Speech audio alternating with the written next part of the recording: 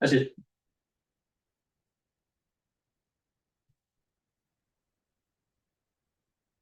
Other questions? Motion to approve. Last chance for any questions? All those in favor signify with the sign aye. Aye.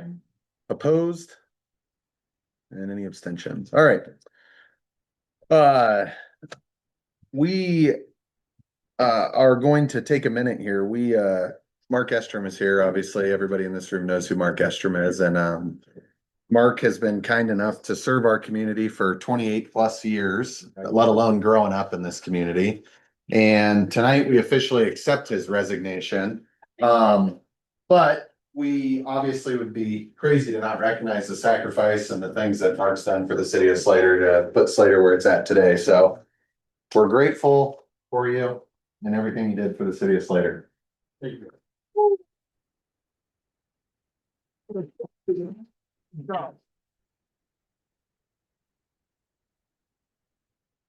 Yes. Thanks, Mark. Thank you. Yes, thank you very much, Mark. We're Very in debt for your Mark, does this- services. Mark, And in we're your gonna honor, hire- Does this mean you're gonna stay for a 4-hour meeting? What? In your honor, you're gonna stay for a 4-hour meeting? Not a cheating. He's gotta stay so we can hire him again. Let's hope not. Thank you, everybody. Thank you, Mark. Thanks for everything. Appreciate you. Story County Sheriff, Just a couple things. One, I led the 4th of July parade, kind of do that every year, but this year I had no less than probably 50 people come up to me and say it's the best parade you've had. I don't know what was different this year than last year, but job well done on 4th of July stuff. Parade was awesome. They said the fireworks are great. They want to send kudos to the fire department as well. So good job on 4th of July. It was really well ran.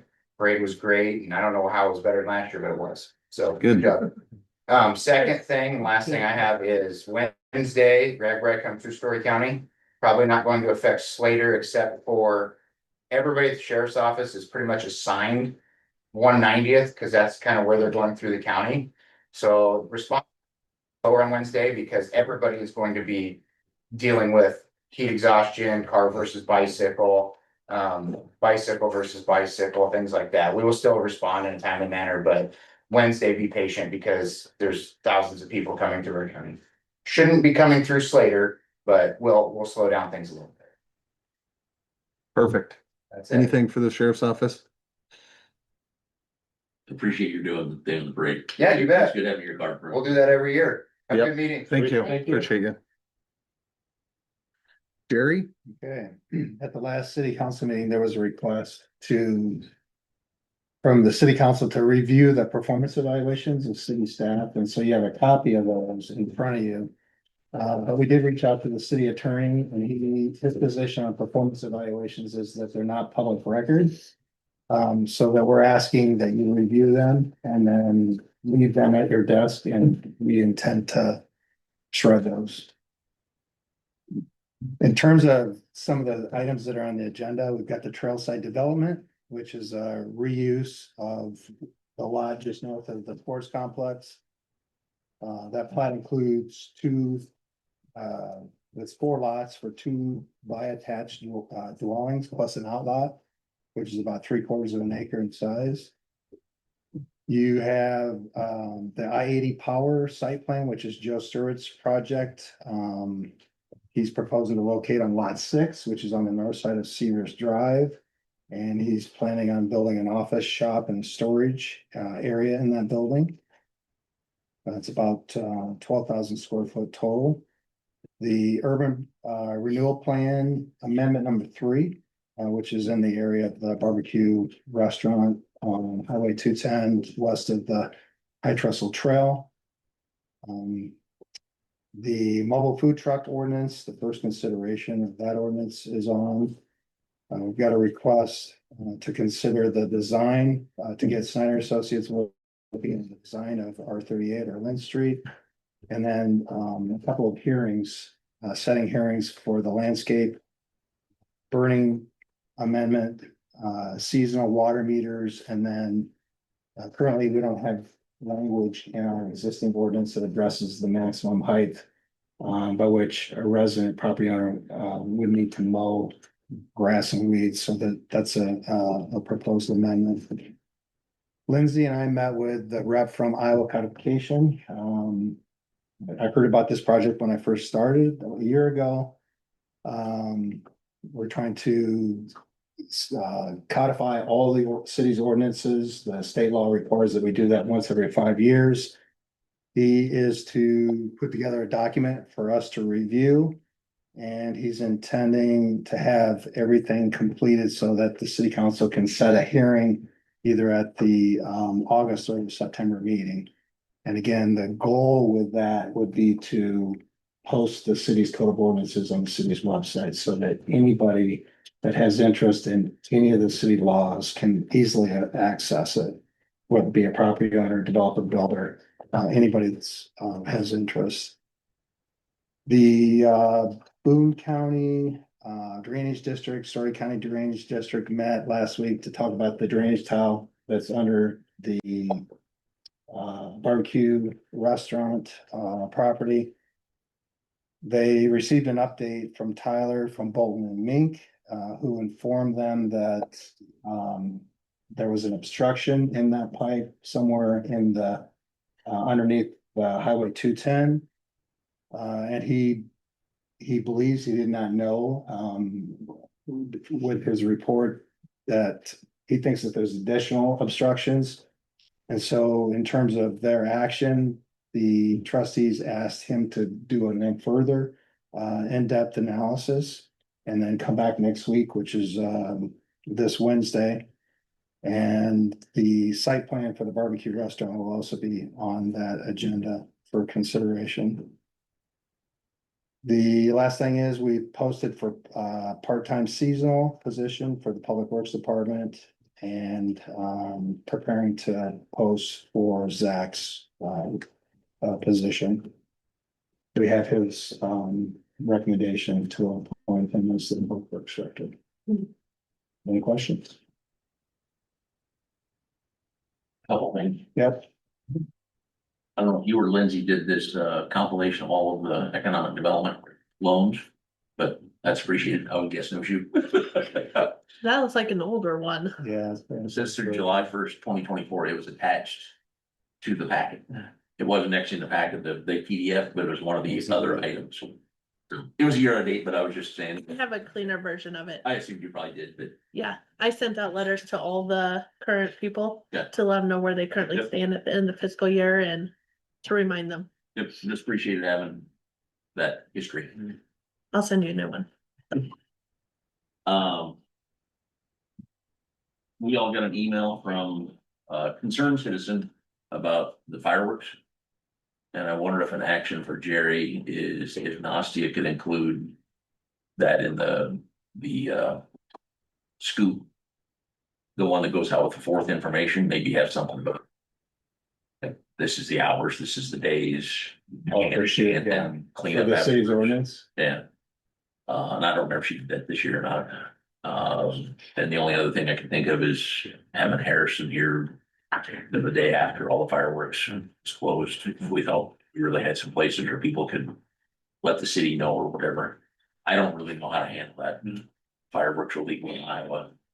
Having the mess is bad. I agree with the person who sent the email, but I'm not sure exactly what to do to keep that other than code enforcement. So I'm just saying we. And the issue is the mass not shooting them off after. I think she was concerned that people continue to shoot them off after the window that's available, and I remind them that. She mentioned both. What's that? She mentioned both, the email, didn't she, the mass and the. Yes. Yep. They were also shooting them off on city streets and city sidewalks, which is illegal. That'd likely be a sheriff issue. So I don't know, I don't have a good solution. I just want to make sure that we addressed it, and the only thing I think of is maybe something to scoop. Immediately before the fourth. Because it's always got all the information about the fourth and then just jump and think. There. Don't be a bad neighbor. Right. apologies for me, I missed the end of the last meeting, tried to catch up as much as I could on the phone when I left for Logan's little incident. One of the things I was unclear about was Jerry's review. Taylor, you got something sent out as far as compiling. As I understand it, Jerry, you report to the council, so it seems like the council should do review. And I wasn't clear, since that part was closed session, there wasn't a video to watch. Whether the council was gonna review Jerry in the future at some future date, or how this was gonna work. So a question due to my absence. I think we discussed that, the council we'd all have an opportunity for input. Yep, Which Ms. is the Taylor set form that we up. got, Yep. and that, mayor would just do it one-on-one, because 6, 5 to 6, 1, 2, 3, 4, 5, yeah, 6 to 1's a little odd for a review. Okay. Jerry, Lindsay, I asked you, both of you were used to the council reviewing you, right? That was how it worked. Yeah, at Grace City, it was, there was a document that was submitted by the mayor, and the mayor and the city council members provided input on the evaluation, and we did it in closed session, but I don't know that there's certainly not a state requirement, so I think it's a local decision. How would you want to handle that? And Lindsay, you were the same. We were the same, we did in closed session too. Then I put him in the spot. I asked him what else they did. He wasn't sure. So I guess, in playing catch up, it's like maybe the council should be involved in the review rather than just send all the stuff into Taylor. Or do we want to not do that? Or at least maybe have the ability to, if you want to, I think the review email and the review is pretty sufficient for me, but I think, if anybody would want the opportunity, they should have that, Okay, I think. because I guess it's our responsibility as council members with your reporting to us, so I guess I'm used to that from the business side. Sure. And I just wonder if, get the council's opinion as to which way we should go. I didn't want to make a formal motion. I reported to many, many boards, and usually, it was the current president and the incoming president. I never sat down with all 12 people. Yeah. They all gave their input, and then there was a summary provided to me of everybody's comments, and not like who said them, but just the summary of them, so that I did get a scope of what everybody had to say. I don't know how you would do it with, personally, I don't know how I could interact with 6 people trying to give me the review that's been written up for me, but that's a personal preference. Yeah. Hey, Joel, you gotta. Oh, I just gotta get my homework done. Didn't know that. I think it's fine for us just to give input and. Mayor talk to him. Or mayor and a couple of us, doesn't matter, so. Okay. I don't think all of us need to. All right, I won't push the issue. I'm just used to if somebody reports to us that we do it. So, but if that's not the preference of the council, then so be it. I think we can get a summary from the mayor before. Yeah, you guys can have all the information, of course, and I would intend to never conduct a one-on-one by myself, so I'd probably try to pull the mayor pro tem in and just have AJ be a part of it, and then council can have the feedback, obviously. It's anonymous, so we don't know who did it, and it was sent to all the council members, included our commissions, and sent to staff. So try to do a broad stroke to get as much feedback as we can. The closed session discussion, we got to be a little bit careful about, but I think that's the opportunity to ask questions or to point out concerns. Obviously, it was a little bit of a curveball for you there. If there's specific things, between AJ or I, we can include or address those however you see fit, if you want to do that. And then you're obviously available to give feedback to Jerry at any point, or to me or AJ to try to change if there's things that you're not getting or performance improvement things you'd like to see personally. Yeah. The opportunity for feedback is wide open. And I'll definitely fill out the survey. I just wanted to get the clarification as to how we were. So. And then I think, in a perfect world, obviously, it would be ideal to have, and as we're learning as we go, I'm admittedly learning as I go in certain instances. In a perfect world, it'd make more sense to have the feedback session done, the discussion with Jerry, the closed session in a better order in the future, I think. Yeah. But I didn't have a lot of guidance on the right way to do that. Cause we've never done it. Well, So I started from scratch and this is what we got this time. In the future, I guess it'd make more sense in my brain to have that preemptively of the closed session. That would make sense. All right. So those are due Friday at noon. So if you haven't done them, please do them. There's 7 responses now and I was expecting to be closer to 20 when we're all said and done. Yeah, I'm one of them.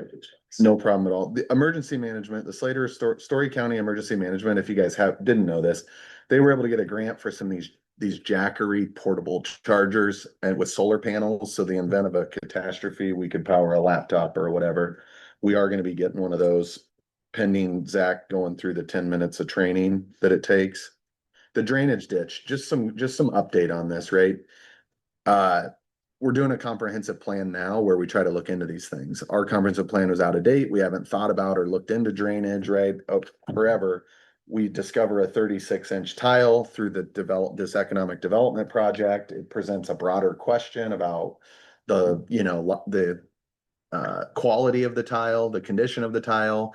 The drainage district, in order to approve construction over the drainage, wants the pipe inspected, right? They want an analysis of the pipe pre-construction so that they know that the pipe was in good standing when construction started, because the drainage district funds the repairs and improvements of the pipe. So they wanted to camera that. They went to camera it and discovered a block in the pipe. That block did not allow them to camera it, which created a problem because now they don't know the condition of the pipe. That pipe, they believe, was installed somewhere between 1906 and 1917, and it's 36 inches clay tile. This opens up a window where the pipe will have to be dealt with and make sure it's in good standing. They're pretty confident that from 1906 to 1917 to the present day that the pipe is not good and will not be found to be in great condition, which then creates an opportunity to alter or change or improve the type of pipe that's utilized in it. So what Tyler is investigating, who is the engineer hired by Boone County and Story County's drainage district to do all of their analysis, what he's investigating is, does Slater currently have like a massive stormwater plan or not? How does the water direct? Are we going to redirect at this time? All these questions. The problem, when I talked to Tyler, I said, the problem I see is this also involves the DOT because now we're crossing a state highway and we have a weird drainage flow on the High Trestle Trail and 210, and obviously drainage down 4 Mile Creek, if you watched anything in the last rain event, was one of the major talked about. So that then says, should we include the Polk County watershed in this discussion? So Tyler is to be coordinating a discussion between those parties to determine what needs to be done today or what could be done in the future. But it's most likely that there's going to be some sort of pipe improvement that the drainage district does through that development ground to the creek today. That'll be undetermined until they decide what to do.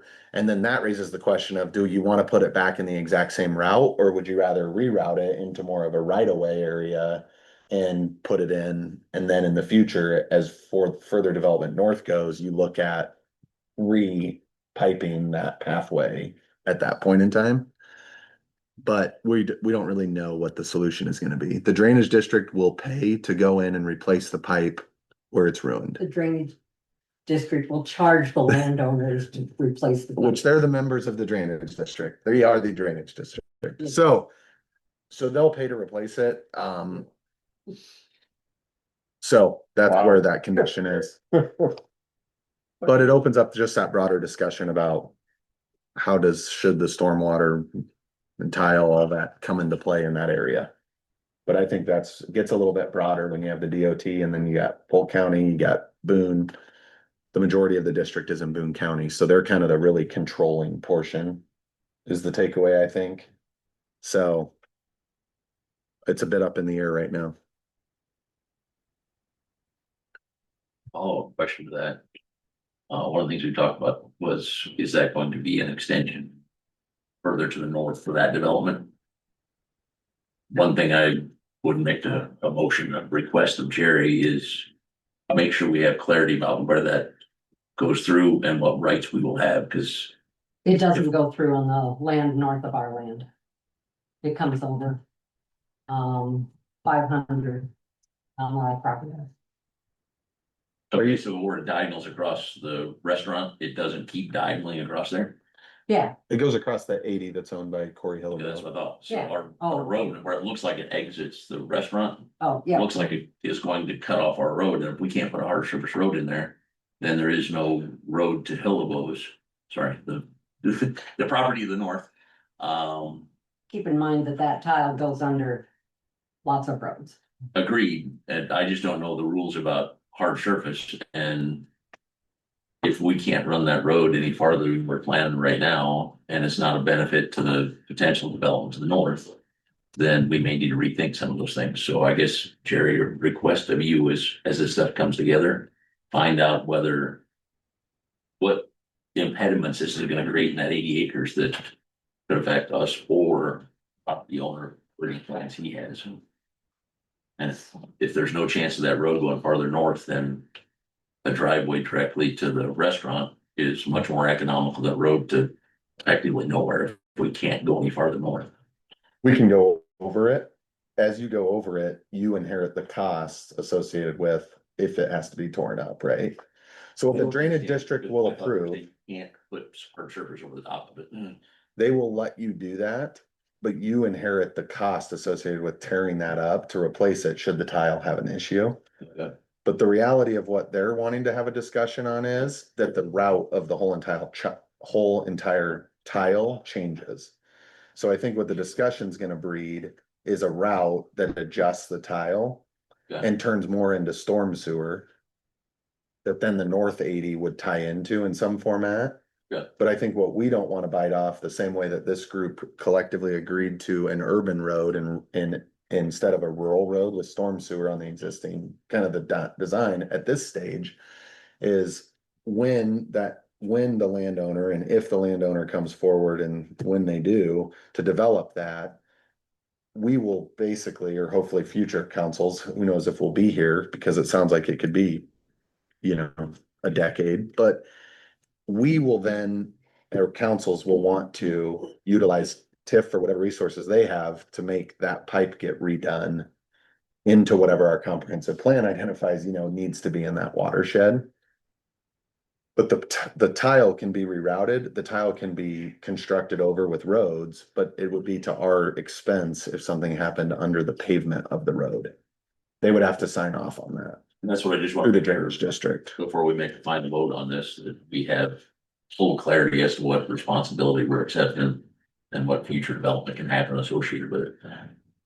So, Jerry, I guess that's my request of you. So you wanna know whether we can put a road over it? Or you wanna know what the 80 we can do over it, the 80 acres north of there? What the property owner has for plans and where the road that we're Corey, proposing. I can tell you, I've talked to him today, he has no development plans. Okay. So it's gonna be hard to, we're just gonna run into it, we can ask whatever you want, but he doesn't have a development plan. So I just wanna get a clear, concise, what answer you're looking for. We've pitched this as a road to a development to the north. And if there can be no road to the north, then we need to at least evaluate that before we say we're gonna wanna spend the money to buy the property and put a road in. Can you ask him if a road can go to the north? Across the area? Seems like it should be able to, you think? I'm, yeah. Yeah. I know it can be, but Craig wants to hear it from Jerry, so we'll let Jerry get that and disseminate that to Craig. I'm not sure I completely agree with that statement of whose responsibility and what costs, and I think they have veto rights, but drainage districts are different. I talked to the engineer for him last week on the phone, so I'm pretty confident, but Jerry can get it in writing for you that. They'll outline the process. You go in front of the board, they approve you to go across the tile, cause think about this, Craig, if they don't let you build across the tile, that means 60 some acres can never be crossed, cause that tile runs diagonal across that field. So everything east of that will never have a road over it. That's never gonna be the reality. Used to Northwest Iowa. They've already asked us to look at what type of storm sewer to change it to, so they're gonna push us to be involved in a discussion of changing that into the storm sewer plan for the Northwest. So, but Jerry, if you'll follow up and get that for Craig. Yep, I'll follow up and respond back to the charge. We're showing 321 Main Street tomorrow to another business. There's some items on there on trail side relating to the soccer fields that are not seeded yet and have deteriorated since the final grading, unfortunately. I'm meeting with the Ballard Athletic Director in August, early August. Jerry is working on with our partners reviewing TIF areas. TIF is a great tool, but new legislation could change the way that that works. And so there's discussion around establishing our urban renewal areas as soon as possible to ensure they're grandfathered. Ames Economic Alliance, Jerry, and then our partners need to identify what the right action is so that we could have grandfathered urban renewal areas for the future with the new legislation. And then we conducted and held a meeting with one of the business that's looking to relocate to Severs, Hawkins. And we've got their permit across the finish line, so hopefully they can close and have a fast timeline, an expedited timeline to start moving dirt and building. And that's a 9-month build roughly, so. And then we have I-80 on here tonight, so I think it's incredible what's been accomplished in the last couple of years with some of the economic development, thanks to a lot of different people, obviously in the council and past councils, but we have 2 new industrial businesses moving into the industrial park that will bring quite a bit of valuation in for us. They're each multi-million-dollar projects.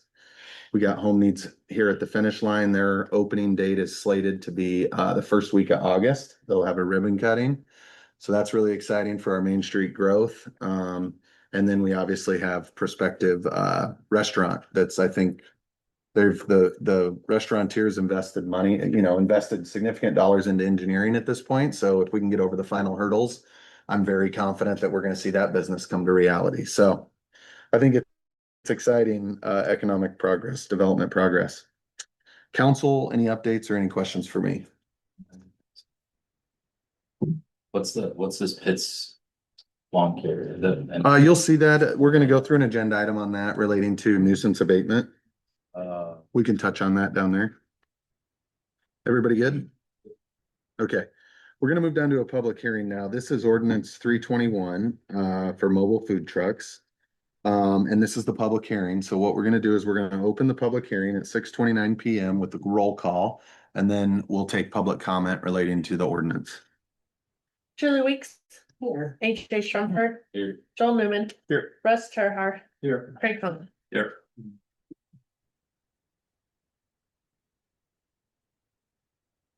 Okay, this is the public forum. So any comments received in writing to City Hall relating to None. since the publishment of this? Okay. Comments relating, anybody in the audience that's here to speak on the public forum relating to the food truck ordinance? Yeah. Yes. I'd like to talk. The food trucks bring people Bring to it. town. Sorry, can we get your name and Oh. organization? Yeah, sorry.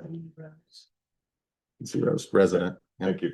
Yes, Go ahead, sorry. Nancy. The food trucks bring people to town. They give residents more dining choices. They support local businesses and bring people from other towns in because they love these food trucks. They're positive for our community, bringing more people in that they keep coming back. Not ones that need to be regulated. From all the complaints, well, the certain people who have complained. The Slater Station has created off parking to eliminate generator noise. They put electricity, so there's no generators. And so complaints have been heard and they've done everything they can to keep these food trucks coming. And to make everybody happy, because nobody wants to see these food trucks go. As a resident, I would like to you guys do common sense. If something isn't broken, we shouldn't be trying to fix it with more government regulation. Every ordinance creates an additional rules, cost, and enforcement responsibility to be careful not to regulate simply because we can. I respectfully ask you to consider whether this ordinance truly serves the public interest or whether it creates an unnecessary solution to a problem that doesn't exist. Appreciate the comment. Any other individuals wishing to speak? There will be an agenda time period where council discusses this. Right now is just to gather the public feedback. So anybody else that has public comment or feedback, yeah. Mall, and I ditto that. I hope that they don't put a lot of regulations in for expense towards the food trucks, because I love them. So let's keep them in Slater and keep it affordable for everybody. Appreciate it. Any additional public comment? Yes, Nancy. Nancy, though, I'm also a resident and I just really appreciate having the food trucks come to town. It's good quality food. I look to see who's coming. I haven't had a bad food truck. I just really appreciate having them come to Slater. Appreciate that. Any other comment? I'll just say one thing. Who are you? Kirk Metz, concerned Slater taxpayer. So these food trucks have licenses from Story County and the state of Iowa, I think, right? So they're already paying those fees to provide quality products. And now it seems like we're just tagging on to that and gonna charge everybody but the Slater 4th of July or city owned, when the city's doing something, they don't have to pay. So it seems like a little one-sided, just pointing fingers at a place. So I'm Cindy Drummond. My husband co-owns the Slater station and I know most of you, but I am in charge of scheduling all the food trucks. I talk to everybody. I'm a people person. All of our food trucks are licensed and have passed inspections. Otherwise, we would not be allowing them to come to Slater. I background check the trucks. I make sure I get references, the whole 9 yards. Some of the trucks are repeat. They come monthly or even twice a month. They love to come. They ask to come. I don't even have to contact them anymore. They contact me. They love our town. They love the people. They always comment on how nice everyone is here and how welcome they feel and how appreciated they feel. In light of this ordinance, and I did request a copy for Ferry, I talked with a lot of the food trucks that have come into town. And obviously, one of the reasons they like to come to town is because they don't have to pay anything. A lot of towns are charging excessive fees. We only operate food trucks 6 months out of the year. And some of them only come maybe twice during that time. So whatever fee you're gonna incur on them probably will eliminate some of the trucks from coming here because they're not gonna pay that exorbitant amount if they're only gonna come here 2 or 3 times. Does that make sense? My husband already sent an email to all of you. Did everybody get a copy of that email? Yes, we did. There were 5 questions in the email. Nothing was brought up at the last council meeting. I watched it on Zoom. You didn't even discuss the ordinance to any degree. That's because we were setting the public hearing. It was not a discussion point. The discussion's tonight. It as a discussion on the agenda, and there was no discussion. Discussion and setting of the public hearing. In the email that it be discussed and that everybody. So I was expecting it to be done then. So what I'm hearing is it's gonna happen tonight. The discussion on the ordinance is happening Will tonight. those 5 questions be answered? Do you remember off the top of your head already what your 5 questions are? When we get into the discussion, or if you want to ask them right now, you're welcome to.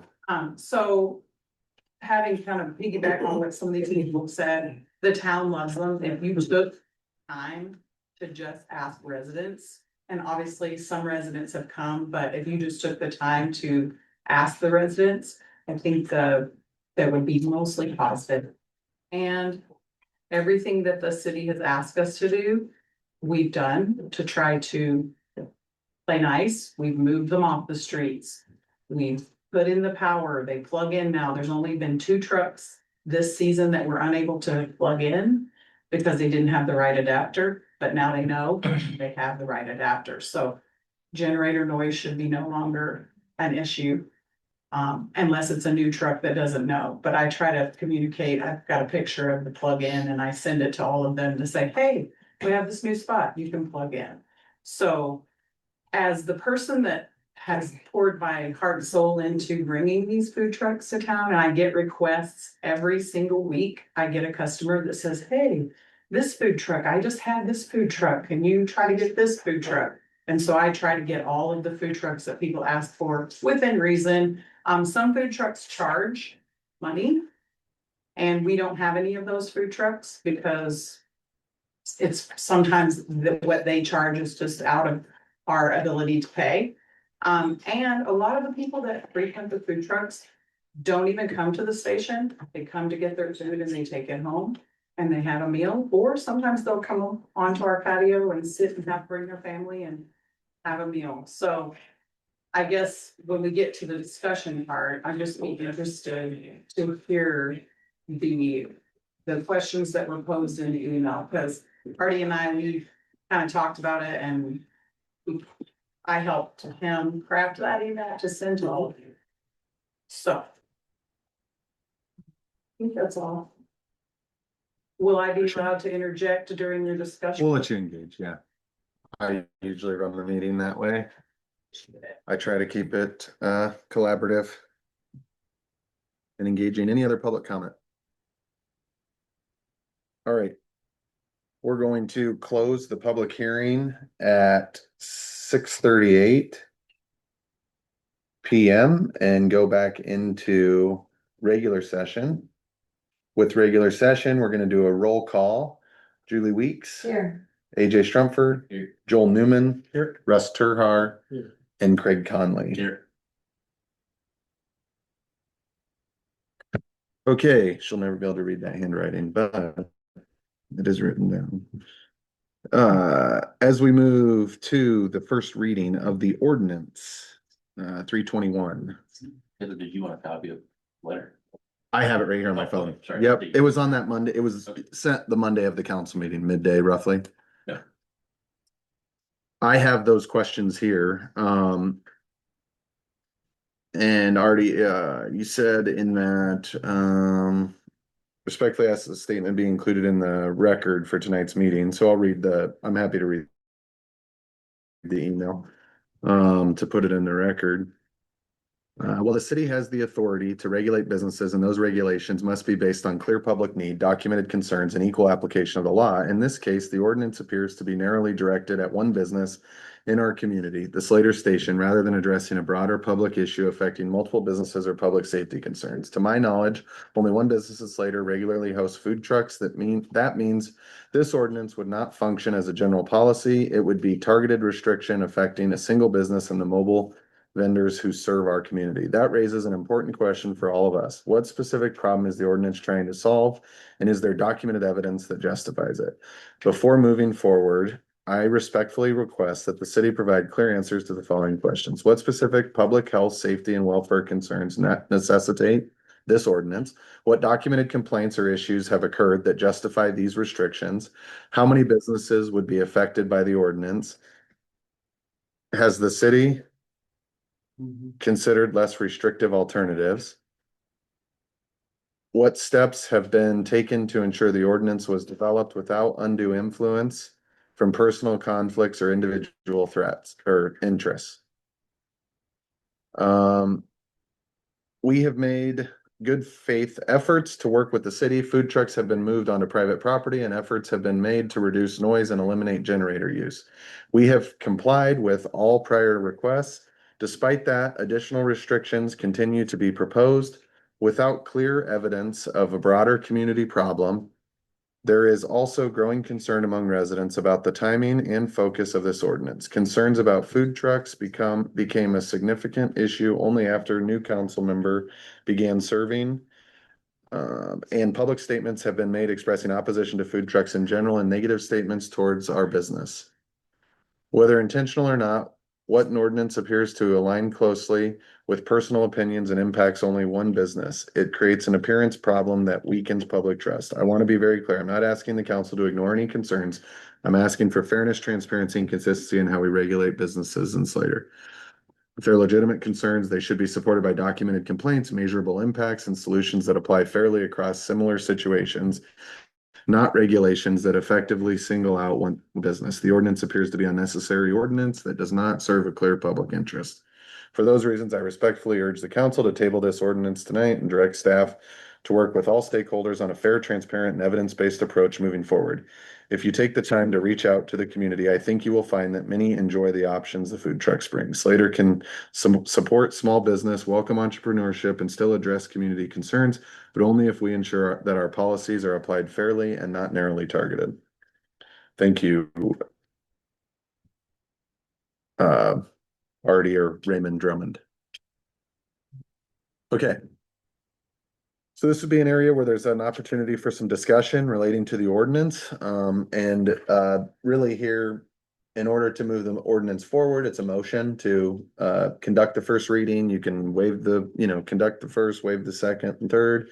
A lot of different options here, but there's discussion. You've heard public feedback. You've heard the statement from Artie.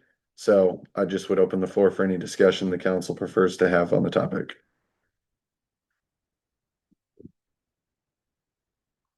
I was there at the policy and admin committee. One thing I'd suggest was consolidating the just pointed other ordinances rather than restating. Lindsay said that makes additional complications for her and makes her benefit jump back and forth and find 12 different ordinances instead of saying it all in here and restated. I can see the pluses and minuses of both. I was hoping for maybe something a little shorter, but understand the opposite side. One place I did have a problem was on 124.4, the permits and application requirements. In the red, it says something about the mobile food vendor shall apply for a permit annually. But the resolution 66 that we're doing right now that addresses food trucks, mobile vendors, peddlers, and solicitors has a choice of day, week, 6 months, full year. So that seems like it's in conflict. Shouldn't say annual, I would say. That the word annual should be removed. So If that's what you see fit. That's what I was suggesting is in here saying annual, then the actual resolution listing off variable terms. And then as far as the dollar figures, they seem a little steep to me, but I guess as long as we're fair and all the peddlers and solicitors versus food trucks are all on the same schedule, then this lease is equitable instead of anything punitive. They Yeah. may be a little steep, but I guess I don't have a benchmark in comparison. I don't know if this is a big profit center for towns in Iowa or not. So I just don't have the information. That's So, totally separate from the ordinance, so the fees. yeah, Part of the ordinance. Yeah, it is part of this. just the wording, You're right. just the wording is corrected. So, yeah. I think the fees we can talk about later. I think that the fees could be $0 in theory. If you just wanted a process to track and keep track of the food trucks, it could be, a waived permit fee. It could be $1,000. It could be $50. That's up to you guys' control as we get to that resolution. I think the broader question is about the words of the ordinance and if we want to continue with conducting a first reading, if anybody's opinions or thoughts have changed about that, et cetera, really. Well, also being on that committee, the ordinance is not put here really to affect your business at all. And if it does, I need to understand that, but really the ordinance is for other vehicles. Last year we had, I don't know, a Mexican food truck that came and parked randomly on city property by the bank. No control, nobody knew who they were. So the ordinance is really here to help city council understand that if someone wants to set up a truck and it goes into such detail, but that really helps me as a council person to say, yes, they can go there. No, they can't go there because it's on top of a fire hydrant or whatever little means it is. It really is not here to keep food trucks out later at all. Now we can talk about the fees. If those are prohibited, then we need to be aware of that, but that's separate from the ordinance. All the ordinance says is that if you have a food truck and you want to bring it to Slater, you need to stop by City Hall and let us know that you're here and show that you have licenses. Otherwise, without this ordinance, they could come and park in anybody's front yard, right off their sidewalk today, because we don't have an ordinance that disallows that. They could come and set up in the park, because we don't have an ordinance that says you can't do that. So this isn't geared, I think there's a misunderstanding of the purpose of it. It really is to protect city property. And we had long discussions about private property. And if it's on private property, it's not open to the public. None of our business. We don't wanna start to, if I wanna have a birthday party for my daughter in the backyard and I bring in a food truck. And it's not open to the public, I don't care. If it's open to the public, all we're asking is that the city is aware that it's in town, and then we're aware that it has the proper licensing. And I know you guys are doing that, and you have to do it for the sake of your own business, because if you serve somebody's out of a food truck that wasn't licensed, it's your butt, not the city's. But in effect, we have to treat all food trucks equally from that standpoint, if it's open to the public. So I don't think our intent is ever to keep food trucks out, but just to know if food trucks do come, because I will tell you, other communities do have problems if you don't have any ordinances. So if there's anything in this ordinance, besides the fee, which isn't even in the ordinance, that prohibits something that you're doing, tell us, because we would change. But I don't think there's anything in there that does.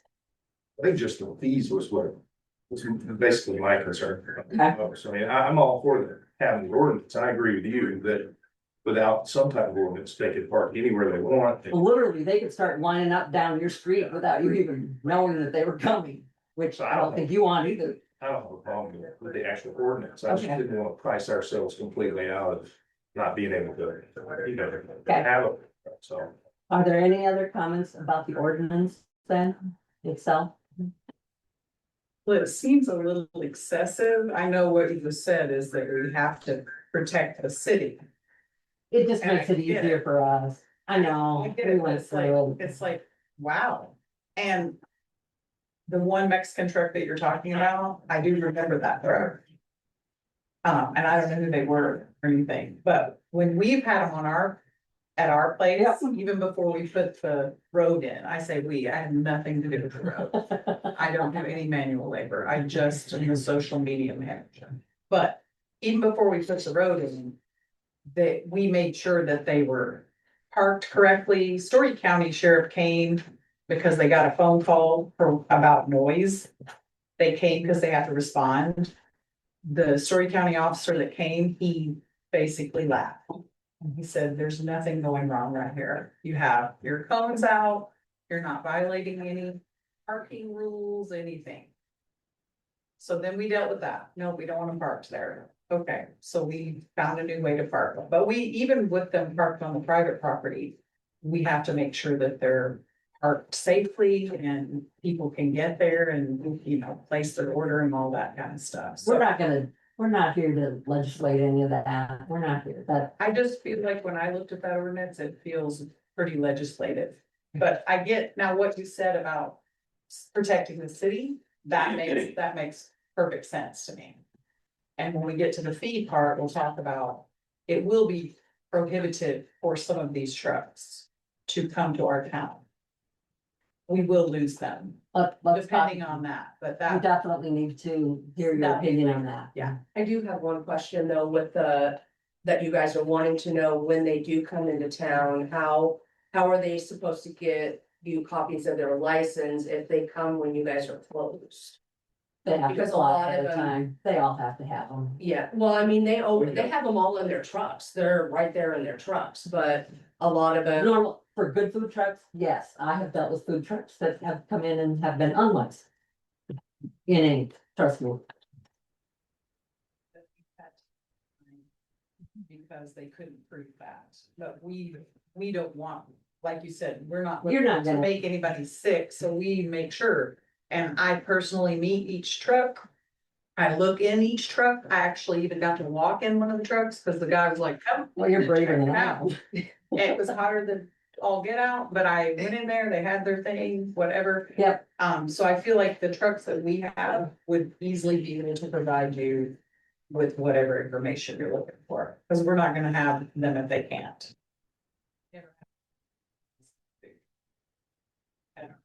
We usually know ahead of time.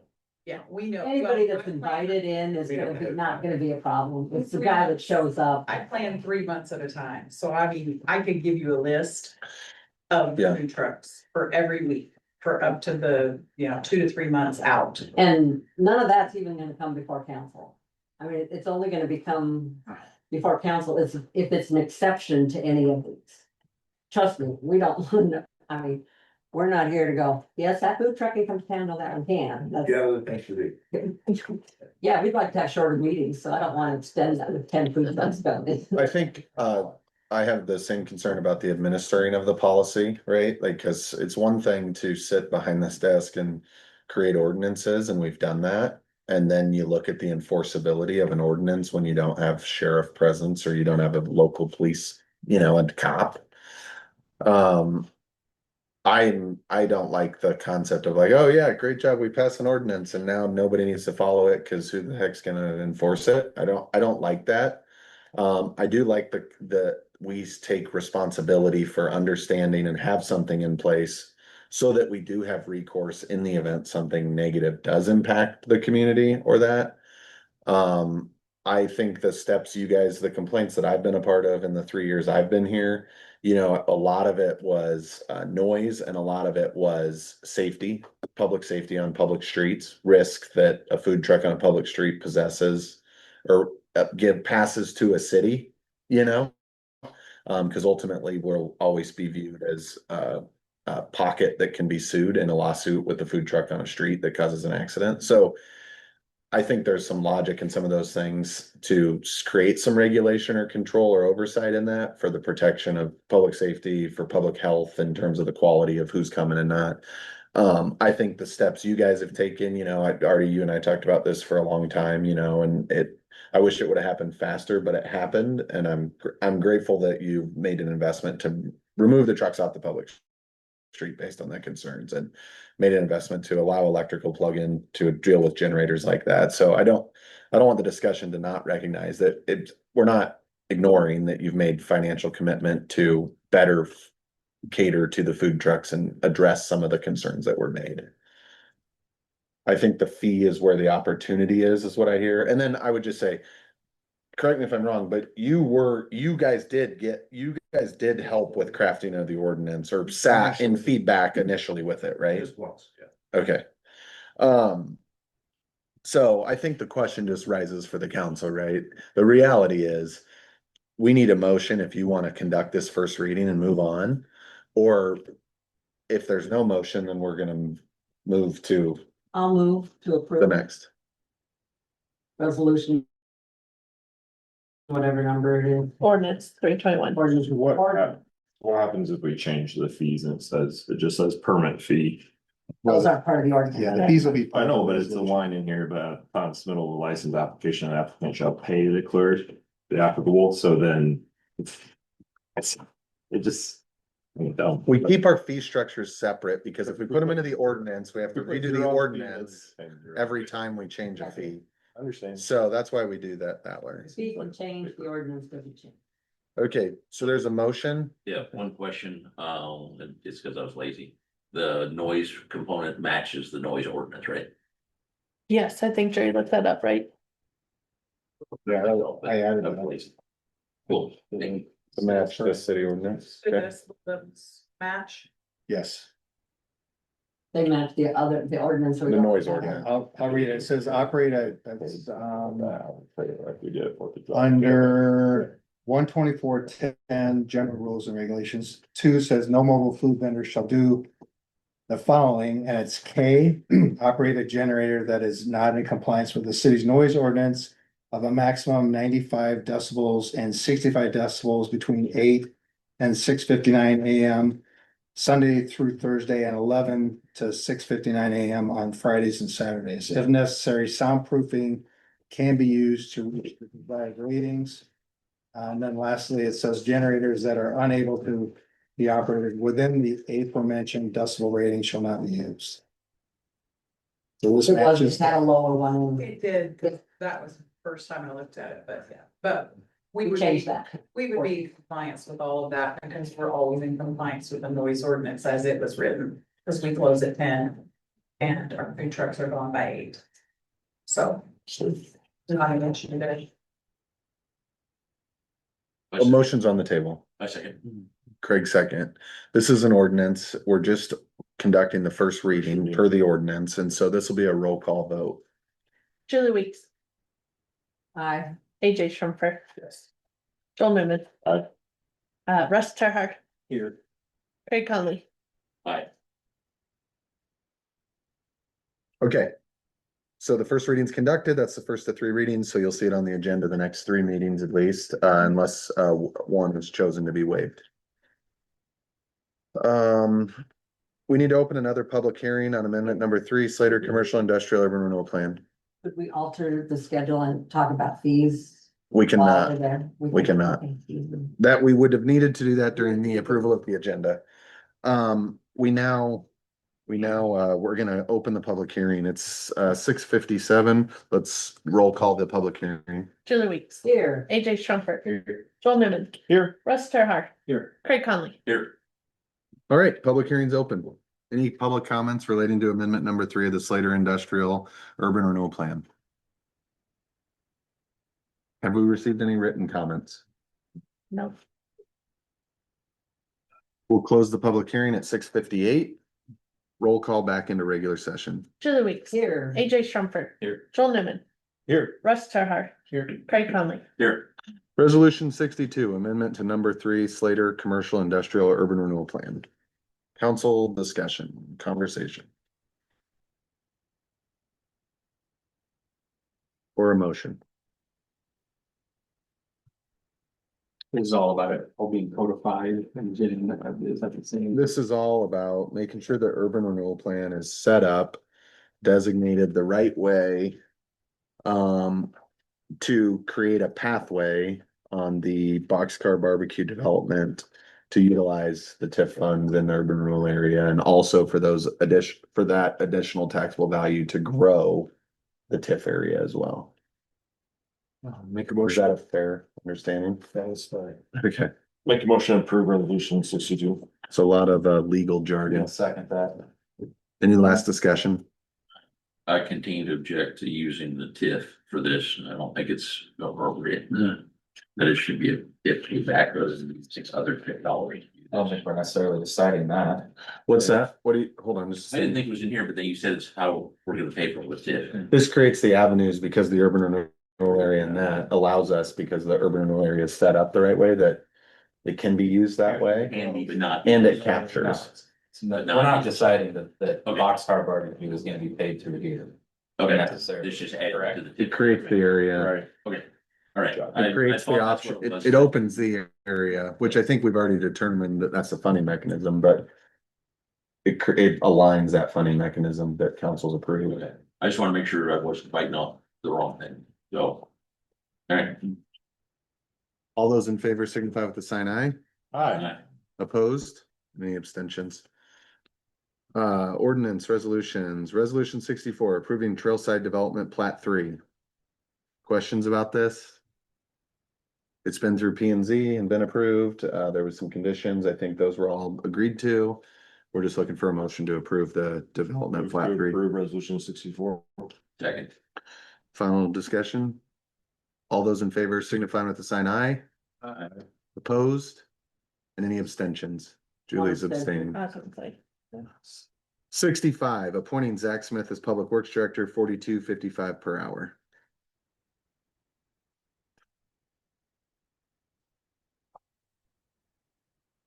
Question, not on the offer, but on the resolution, but on the offer.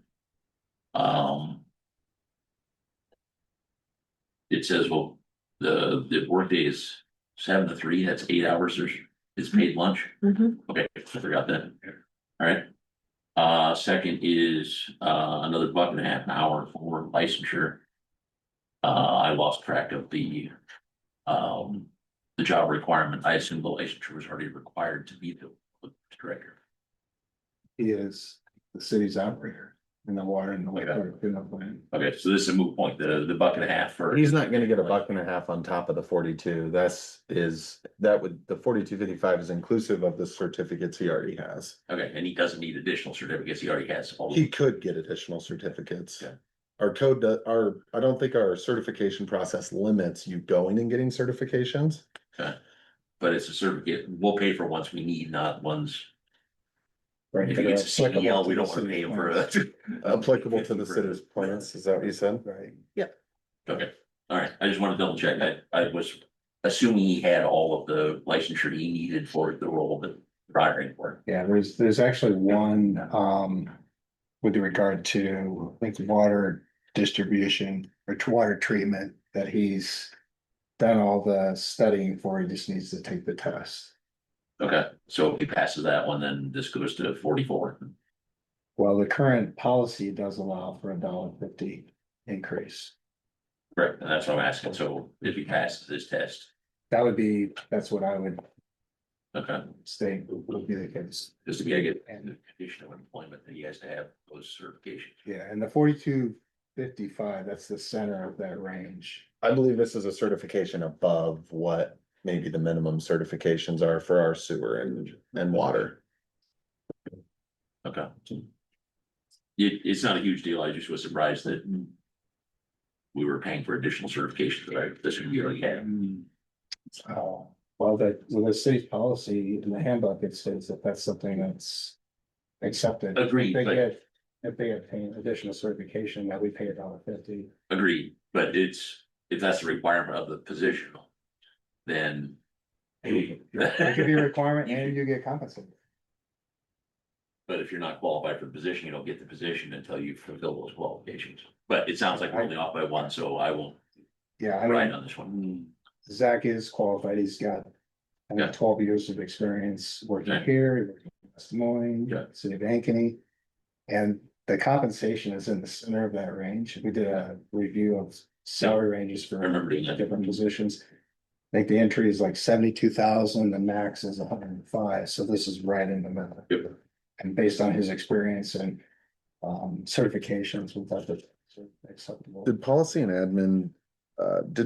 admin create the reimbursement? Didn't you guys review the reimbursement? Yeah, that was part of, we did all the salary ranges, they. Okay, so then did we define in that, did you guys put in there then that there was a restriction based on applicable certifications to their employment position, or did we leave it wide open? I don't recall, maybe either Jerry does, I don't I recall. would just verify that one, right? Because that's where I think you catch yourself in the long run is, I think there's hundreds of courses out there. You can go get certified in all kinds of things. It may be that wording in the handbook needs the clarification that certificates applicable to employees' job position as preemptively approved by counselor, city administrator. I think is a protection that should be in there. I can't remember what it says, but I know you guys reviewed it. And then you can just verify what certificate he's getting and whether that's applicable to or not. Right. We're waiting for a motion to approve. I think Right. what, what you're saying though gets tricky though, because majority of the positions don't have a job description. So that's. Oh, you're working on that, right, Jerry? That will hopefully change, now, yeah. Hopefully that gets better. I kind of see where Craig's coming from in the aspect of, okay, if there is such a license required, then yes, I see it, but maybe that should have been looked at, maybe as like a step increase kind of thing, but he's certified for everything we need. To my knowledge, Yes, he is. Well, he might need one of the water. I think it's just one more. which is maybe the distribution one we're talking I think about. so. So we're talking $1.50 more. Yes, that's a considerable amount of money over time. Don't get me wrong, but I think the $1.50 an hour is high, in my opinion, for a license.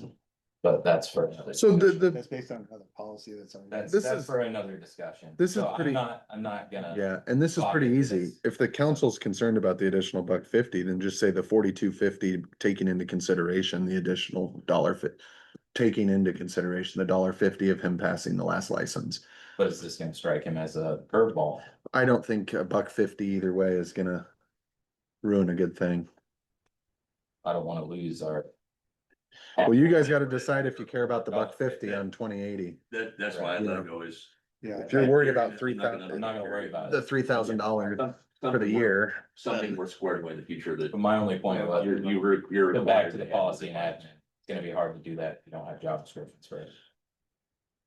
We do have job descriptions for public works and the public employees, public works staff.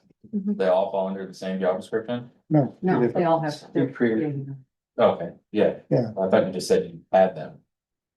Yeah, we do now. We didn't, but we do now.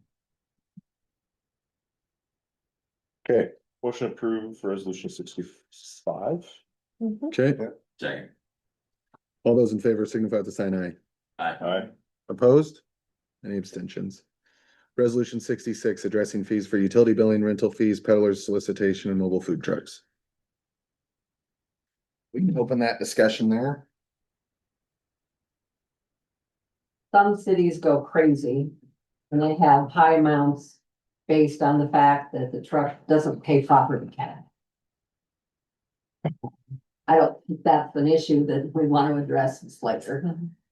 So what is a reasonable right now? We have for a 1-day permit.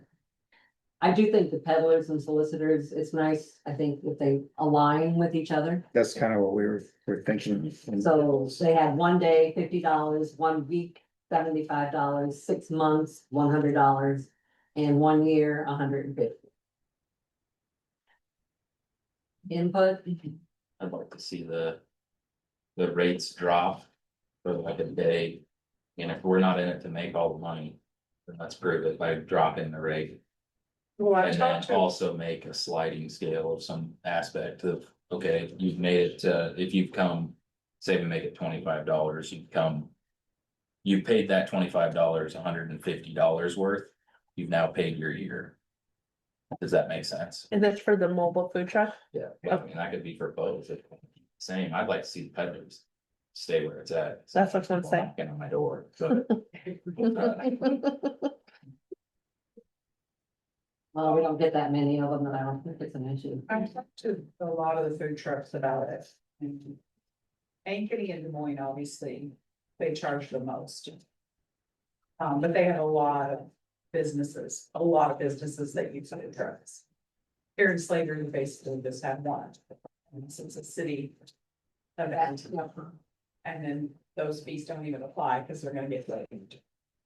So, some of the food trucks said that they probably, if it were 150, they probably couldn't do that because some of them only come just a few times in the summer. But that'd be the whole year. If you only come once or twice, what's Right. $25, I mean, okay? if it was that, it's $25, we just bring you a list for the month and we just come over and pay it. And then they can just pay us. And then we would gather their money. And but we would also make sure that you had their license information, so we could send that to you in email. Give you the list for the month, here's all their licensing. We pay you the $25 for however many times you're there. The funds come free. And sometimes cancellations happen, you know, if the weather goes haywire. Yeah. Right, they don't come that day. But, you know, I just talked to one food truck and she said that it was Culinary Chaos. I don't know if you guys know her, but she travels around quite a bit, but she said that, most places have like a $20-25 a day or a time, or some people don't have anything. Some people have the 500. She does Ankeny a lot. She does Des Moines a lot. They currently pay the $250 state licensing. Plus they have to pay for their inspections. Fire inspection, all that. So the trucks that we're having meet all of that. I've had to turn a couple down that couldn't provide that. Safe Serve, I think is what it's called. And they, so. But some trucks have been like, oh yeah, no problem, you know, and then some trucks have been like, you know, if I'm only gonna come here 3 or 4 times in a summer, that doesn't make sense. This is a smaller town, so they're not serving as many people as they would as the Des Moines Farmers Market or the Ankeny Summerfest, or whatever it was. So, but they still like to come. They Yeah. love to come. They prepare for the size of town that we are when they come. They have to prepare food and all that kind of stuff, so that they love to come here, even though they don't do as much business necessarily. They like to come here because it's small town and everybody's very nice. They comment over and over. I had a truck just tell me they were here one time and they were somewhere in the morning and they came here in the evening. They got like $150 in tips just from Slater, and they got $26 from the other town, which I will leave Yeah. the name. Does it even make sense to have a 1 week threshold, or does it make sense from the, sorry, Cindy, I'm just asking. Yeah. Monthly, because we sometimes have a truck that'll come twice in a month. Yeah, that was my thought from council. Does it make sense to eliminate the week and just go to a 1 month and have a 1 month threshold? Daily, monthly, yearly, probably, or 6 months, because we're only having food trucks 6 months of the year. I was wondering if it's simpler, but maybe it's too hard to track. If it's $25 per time with a maximum of $100 a year. If you come 4 times, you're done paying for the year, but effectively got an annual payment. And we tracked it for the year. That's ultimately the goal. Yeah, you could do that. What if you didn't even offer a 1-dayer and your minimum was 1 month at your $50? Does that create an incentive to, if you're gonna pay $50 for a month to come back, or $30 or $40, whatever the threshold is, it's like, oh, I have it for a month. I'm even gonna go to Slater 2 times or 3 times in this period. Versus just a day, like, hey, if you pay the $50 or $40 or 25, whatever you guys decide, you're good for 30, you got 30 days to vend in and out of Slater. What's most helpful to your vendors? Have a monthly rate or just a one time, and when you get to $100, they don't pay any more?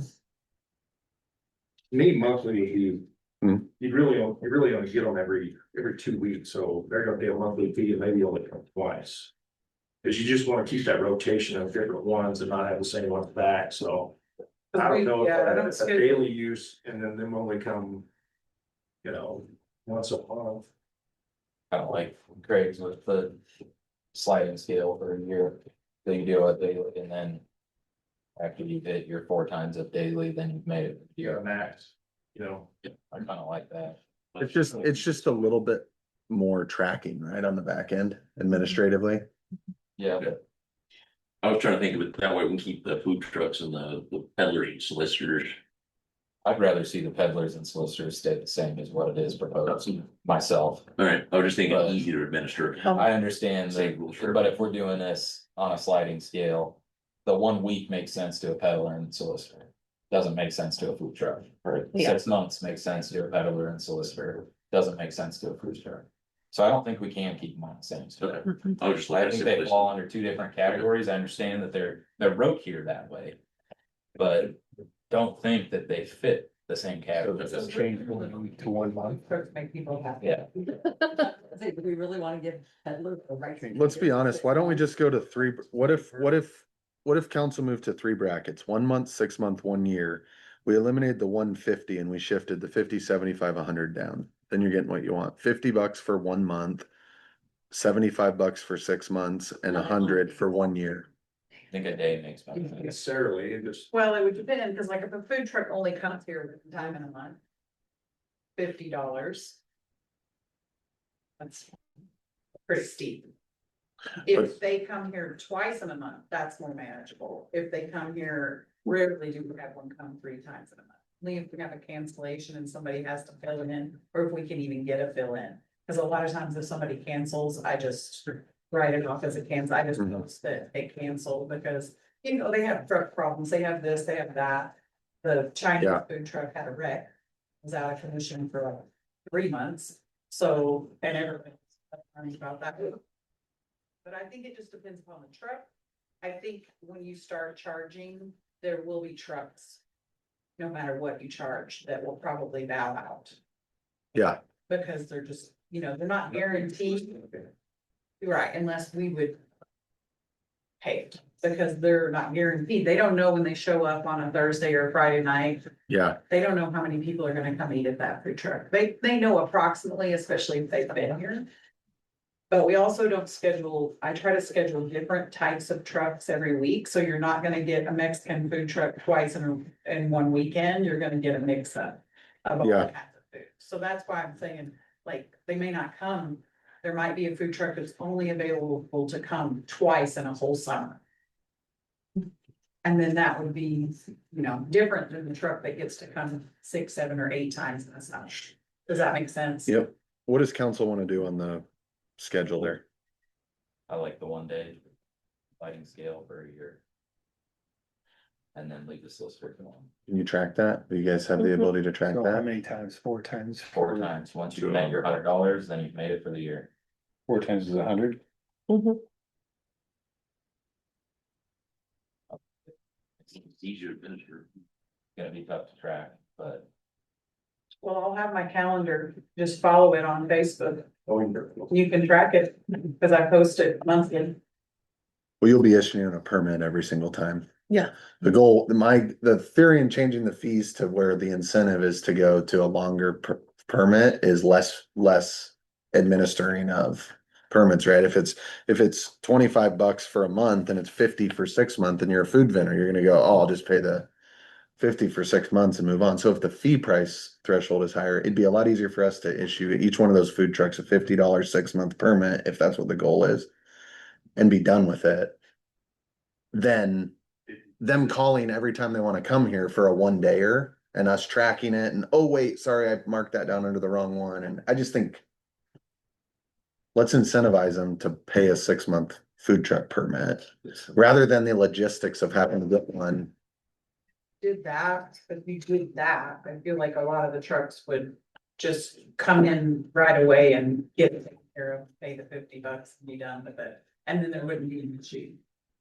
But I still track every truck for every day, so we'd still have documentation of what truck's coming.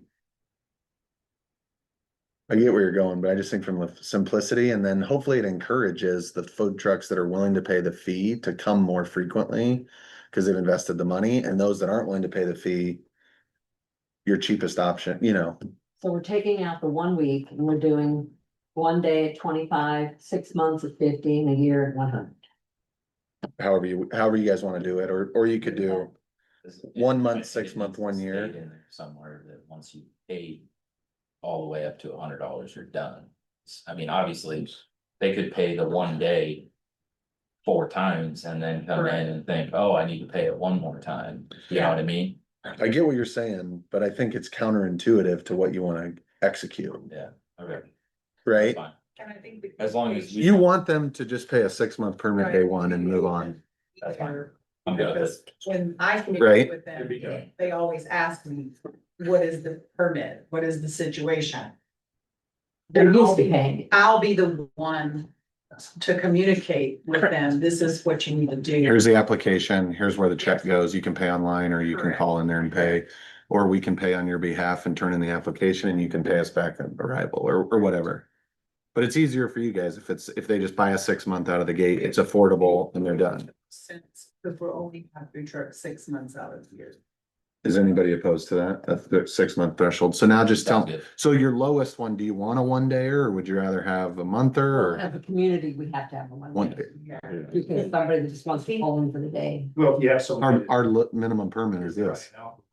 Yeah. Yeah, because if I try a new truck, I try them for 1 time to see. Yeah. Like I get all my information, but, $25 more for the year.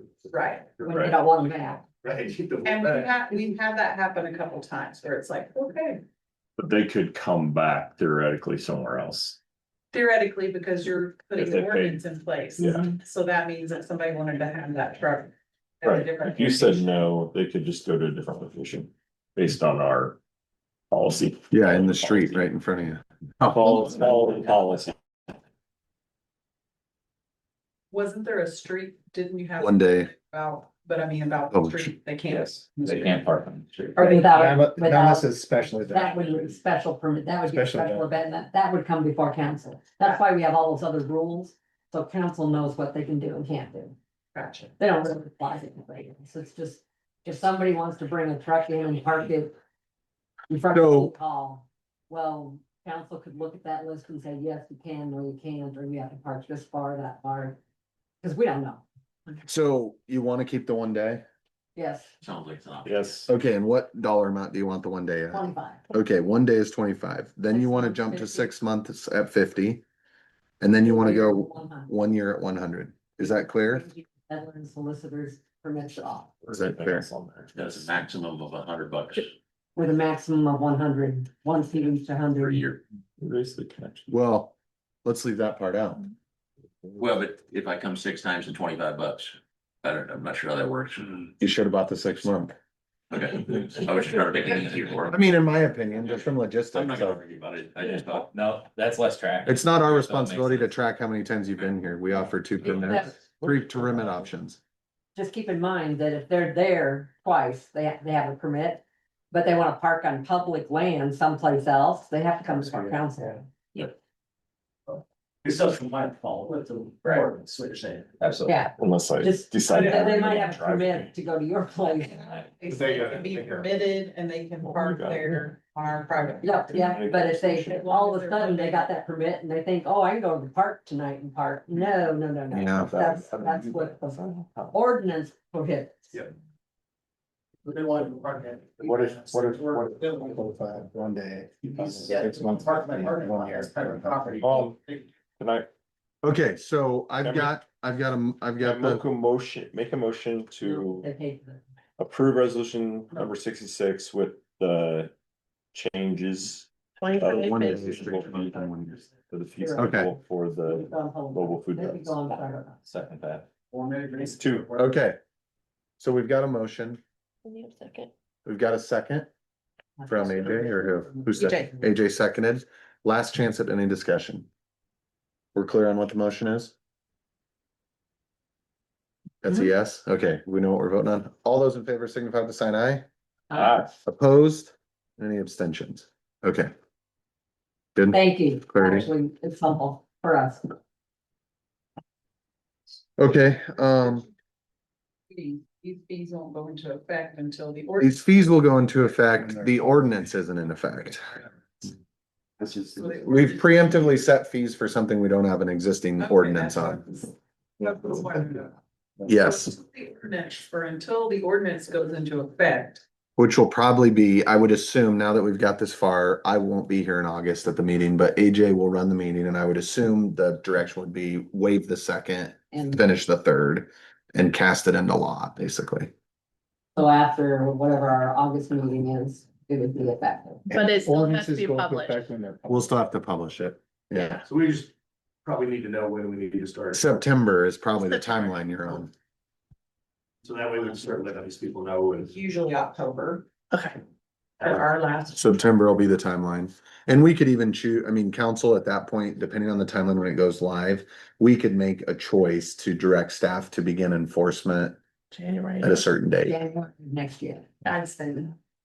So, moving on to the next agenda item, resolution 63, setting time and date for public hearing on development agreement with Boxcar Barbecue. Someone give me the motion. Clarifying question, we're not discussing content, we're just setting. We're setting the date. The development agreement isn't finalized yet. Then The revision to the loan agreement is being finalized with the attorney and with her attorney. And then we'll be in front of council at the development agreement here at the public hearing. And at that point, you'll execute the development agreement and that's where comments or questions can be asked.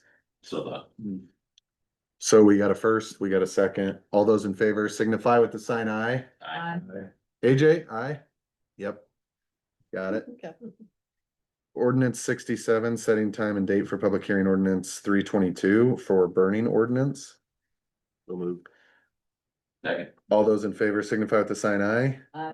Opposed? Resolution 68, setting time and date for public hearing ordinance 322 for seasonal water meters.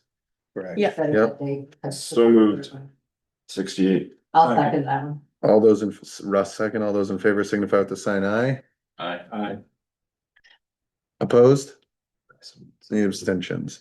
Resolution 69, setting the public hearing for ordinance 322 for grass and weeds. So moved. Second. That one, just to be clear, our resolution for the general public does not specify a length at which grass is in violation.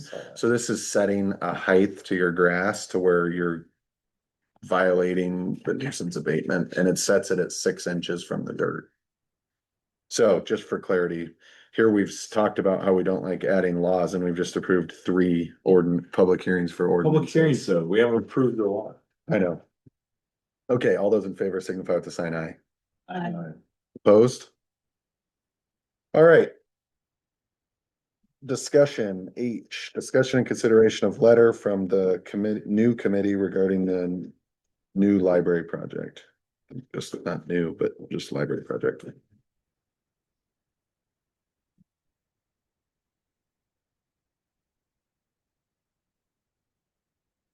I need to be reminded of how much money we have.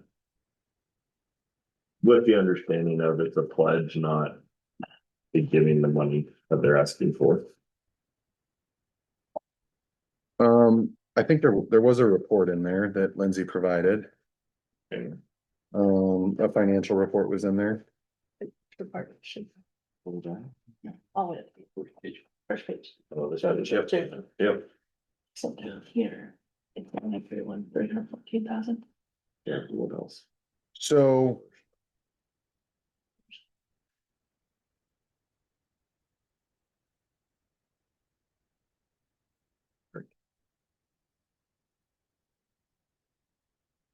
One of them. So maybe just, You're gonna have to withdraw this. No, just the library. Well, just while you're looking that up, the council instructed, those groups have 2 representatives meet with, 2 representatives from city council, and we did meet, we had 1 meeting. From that meeting, Craig, do you have takeaways that you want to discuss or? That they're dealing with their position that, if we can't also build the building on Main Street, that the size and scale of what they proposed was April, That was not part of our discussion that day, though. okay? That came, you guys met after we met, correct? To come up with that? That's what's. We. yeah, We had a very broad discussion and spent a lot of time on what I would call past issues. Or the past rather than the future. And the one thing that I really took away from that meeting is that I think the group felt strongly that they were not getting the assistance or the direction from council and city staff that they needed. Is that fair? Or is that? Yeah, that's fair. I mean, I think that's what we then met afterward. He writes a letter just to say that, you know, we've done the things that we were tasked to do, and now we're kind of handing it back to the original request that we made a few months ago, to then just see if there is a city commitment or not, for us to be able to go on to next steps.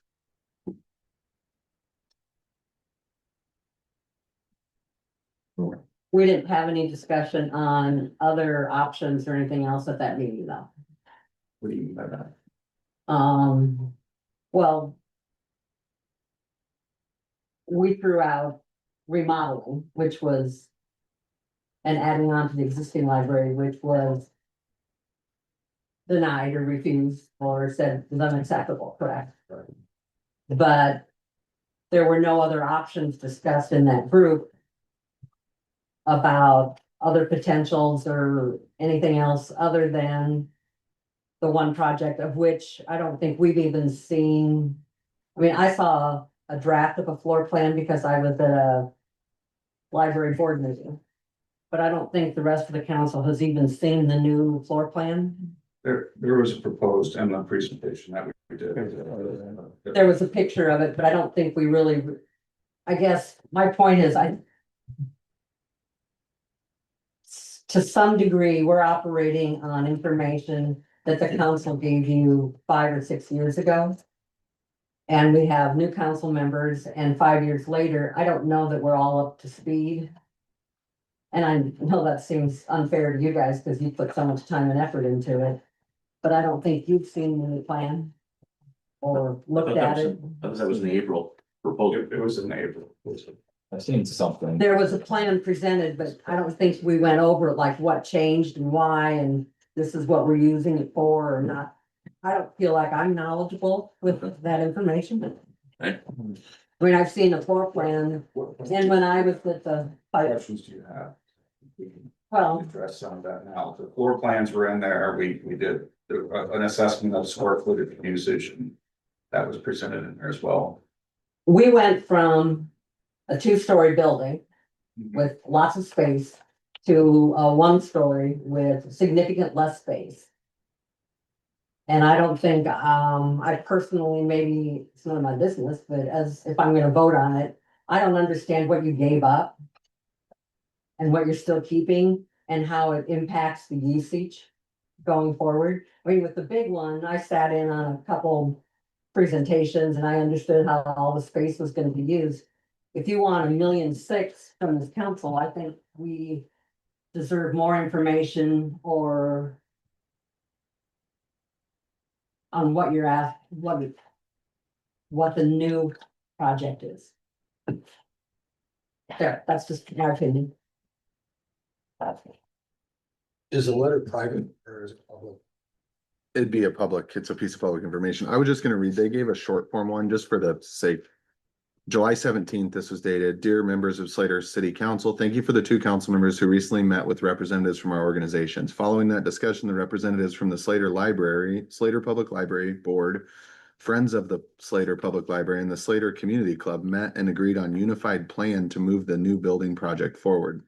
We know this project is a listed priority for the capital improvement plan. To make it a reality, strong municipal backing is crucial. We formally request the city pledge 1/3 of the project costs, 1.6 million, valid through December 31st, 2027. Here is why this is key. Builds on our success combined with 1.3 million plus our groups and community have already raised, and this pledge brings us to the 65% funding threshold, allowing us to immediately apply for major federal, state, and private grants. Lower final cost. As we secure these grants, the actual funds needed from the city may ultimately be significantly less than the pledged amount. We just need the commitment on paper now to get started. We respectfully ask the council to consider how these funds can be pledged over the course of the project and present our groups with a sound pledge plan by August 31st. Thank you for your partnership and dedication to Slater's future. Warm regards, Scott Husingay, Shelley Limcool, Laura Gibson, Tiffany Brendelin, Erica Weeksberger, and Kelly Frankson. So that's the letter. There's a longer form letter. If you want it, you can come in and make a request for a copy of the letter during city hours.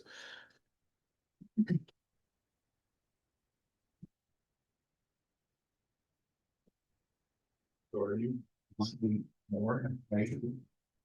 Would you agree? Hold on just a second. Would you agree that this document states a summary of what you two discussed? I was not part of any discussion that came to the conclusion to move forward with the existing project. So I didn't really come to any firm conclusion. This is we have a discussion.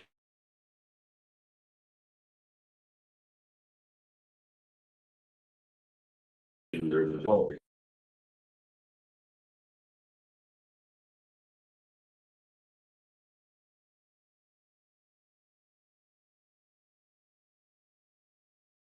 We had a discussion, there was a vote. The new committee, however, we were not part of their discussion where they came to Okay. the conclusion to ask for the 1.6 million. okay, so I misinterpreted that. I thought this was in combination with the groups that the 2 council members met. I thought that was kind of the point of the whole discussion. Well, what we discussed was what paths we had going forward. We discussed numerous things like we talked about different like bonding or different proposals to do it. What we then wanted to meet as a group was to try to figure out what actually made sense to move forward, because we didn't want to come back and ask if it didn't actually help solve the problem that we were trying to solve. So we wanted to have a meeting to gather that information just internally to be able to present it back. So the discussion was originally with two council members was to just have an open forum to talk through all the different things. There's, I mean, Julie's right, there was a lot of talk about, you know, how this process has gone, and to some degree, that's kind of where we came to the conclusion of we just need to know, is the city active with the project or they don't? And that's where we're going with it. It's either we have, the only path that we have going forward right now as a public project is to get to the next fund of going for grants, and to get the grants, we need 65%. And for us to get grants, we also have to have city support. And right now, we don't know if we do or don't. And so that's what this request is us handing it back, saying we presented in April with a proposal with all the information of why we came to that proposal. We're now asking you to spend time to figure out what your level of support is, so that we can then decide what to do next. I don't know if that answers your question. We already stated what our level of support was. Huh? We stated what our level of support was and it was turned down. Okay, if that's the level of support, then that's, then. I mean, it didn't address any of the recommendations that we had, that's why we turned it down. And it also didn't. I think we have too much on our CIP along with a new public works director that's finding a number of things that benefit the entirety of the city. That's no disrespect for the library.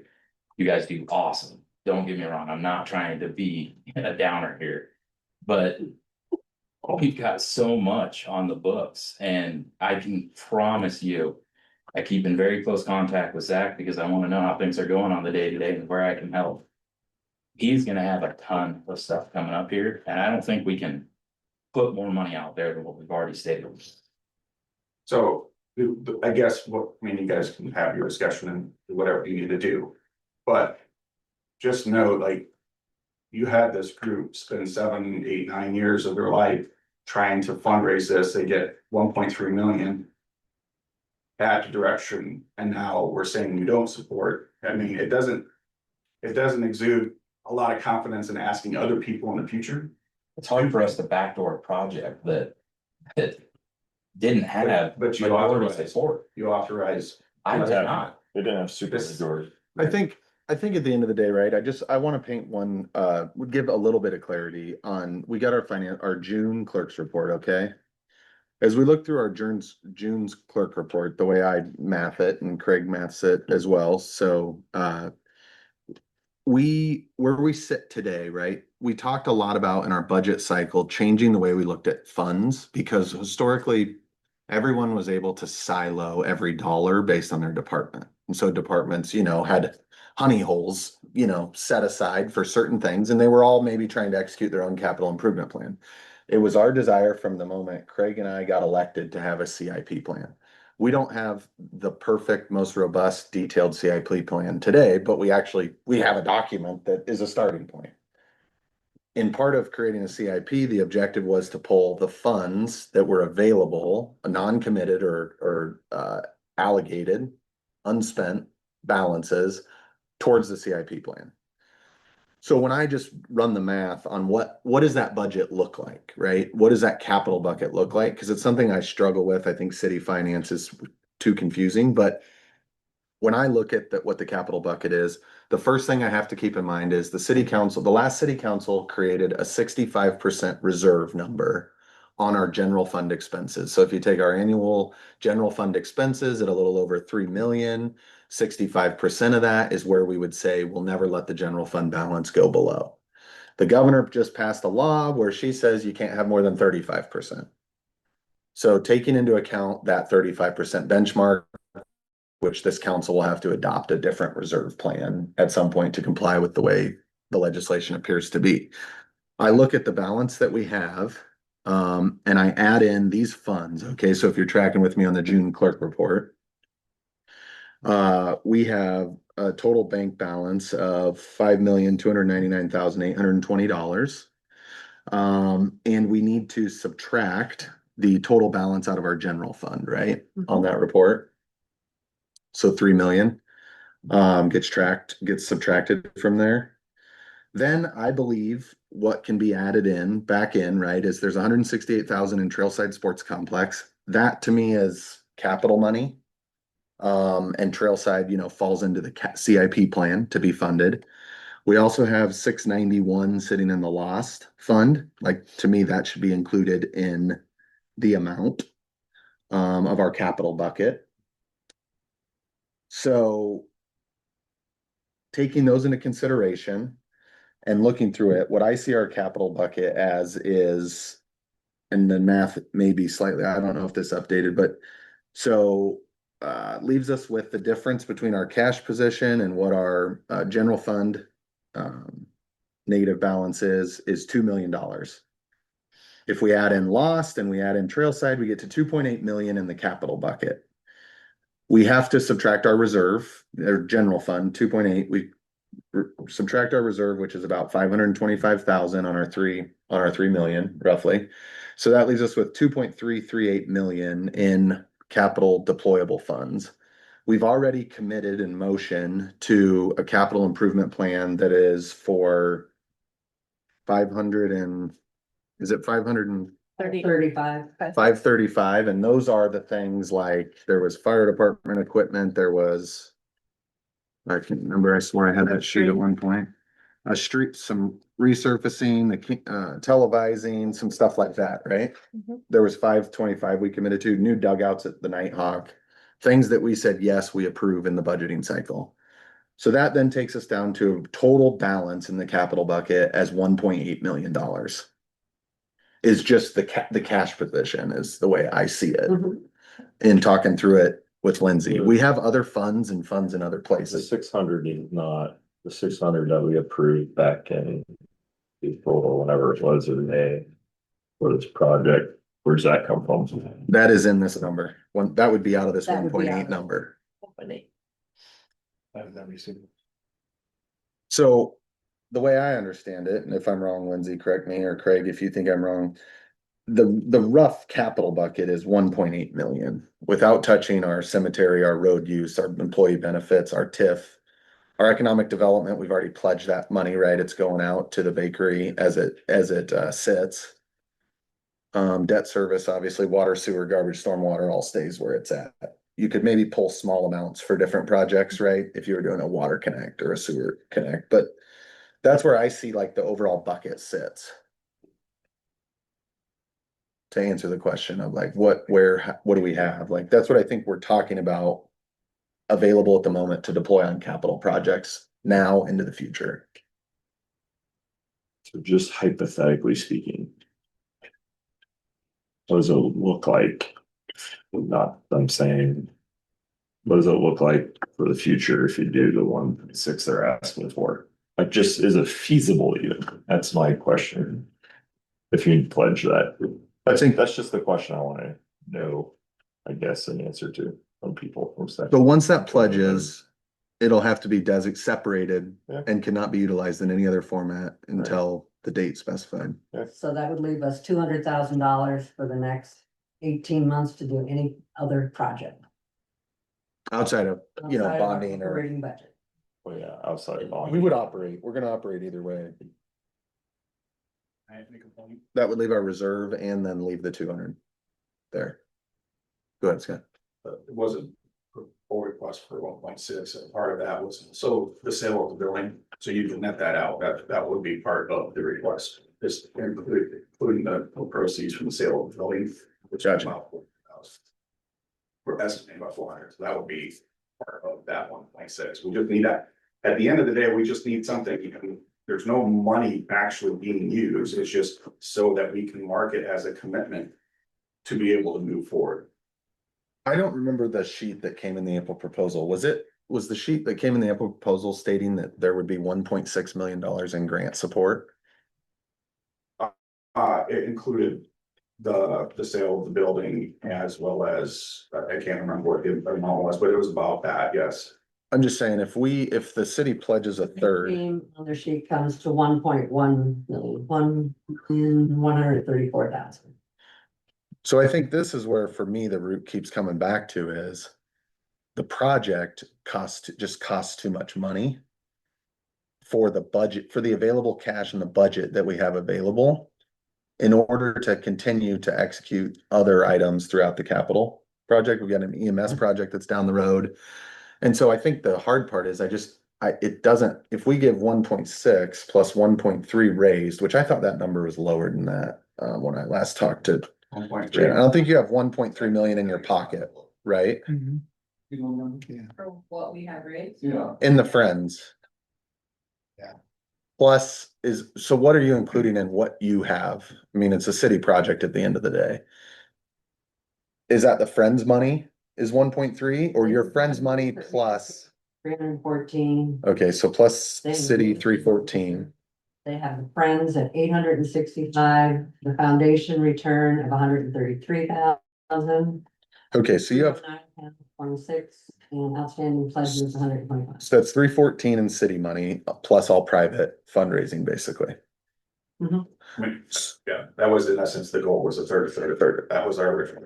And so the sheet that says you can write grants says you can get to $1 million in grants with an outstanding grant performance. You don't know what. But that doesn't agree, and we should assume, and I think that sheet assumes some of that, but I still am hearing if 1.6 is a third, that we still have an over $500,000 gap at the end of grant writing, at the end of the city's contribution, and at the 1.3 number today, we have $500,000 away from actually having money to do the project. You still, I mean, there's not any thinking that we won't continue to fundraise, as well as we don't know what we'll get for grants, right? So it's hard to know all the things that we don't know at this point in time, but what we do know is we can't apply for all the grants until we get to 65%. There's just one grant that requires Yeah, it's a big one. 66%. That's a bigger one. But it's the state's CAT grant that's the last dollars in. So we have to have everything fundraised before they'll give us that either way, right? It's not too large. That's why we're using 65 is because that. So why can we not apply for the other grants and see the results of those? I think they're anywhere between 50 and Yeah. 65. Jen, if you want with that, your head's that right? So even at 50, we can't apply for grant. Yeah. Which is why the original thing that the proposal that you did last time, that amount doesn't get us to that. So we're still stuck then, like, that's why we came back with this, is like, this is either the path forward or we have to figure out a new path. Yeah. Right? Yeah, for sure. And I guess, I mean, my honest, more direct opinion is I'm disappointed that we established 2 council members to sit down and figure this out at a table outside of a public setting. And what I'm hearing is you guys sat down for a meeting and then you cut the city council out of further discussion and made an opinion. And your letter, Scott, says right here that the group excluding city council is saying this is the path forward. So how did the city council not get cut out of the discussion? We had the discussion and talked through things, and then we met internally as a group to decide how we wanted to move forward.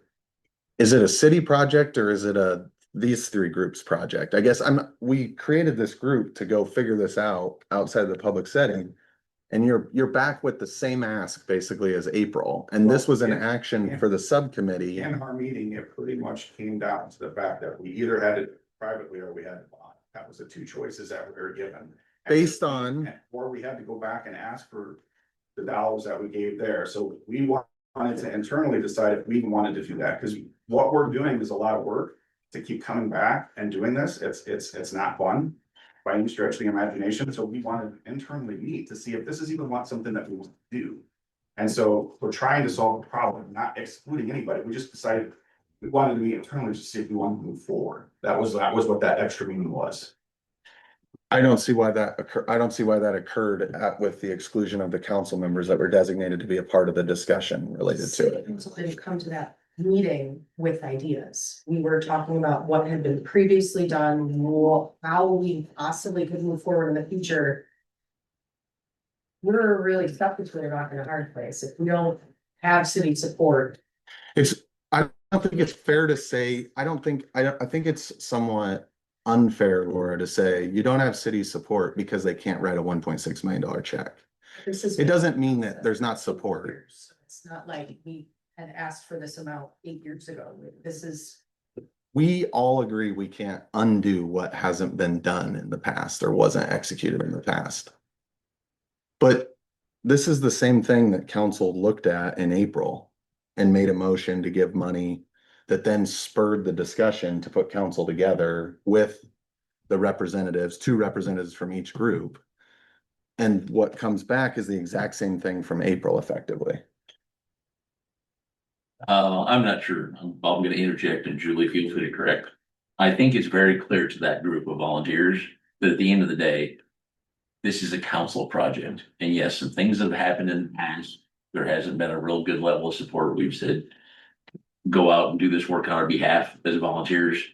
And we weren't real supportive as a council in taking an equal partnership in that. Because at the end of the day, as you said yourself, it's a city project. So they're asking what commitment we're willing to make. The statement so far have been it has to come out of our cash, has to come out of our CIP, but I think there are other ways. I know, Julie, you're suggesting a bond. I am still unclear as to whether the TIF that we have not collected for the past is available for this project.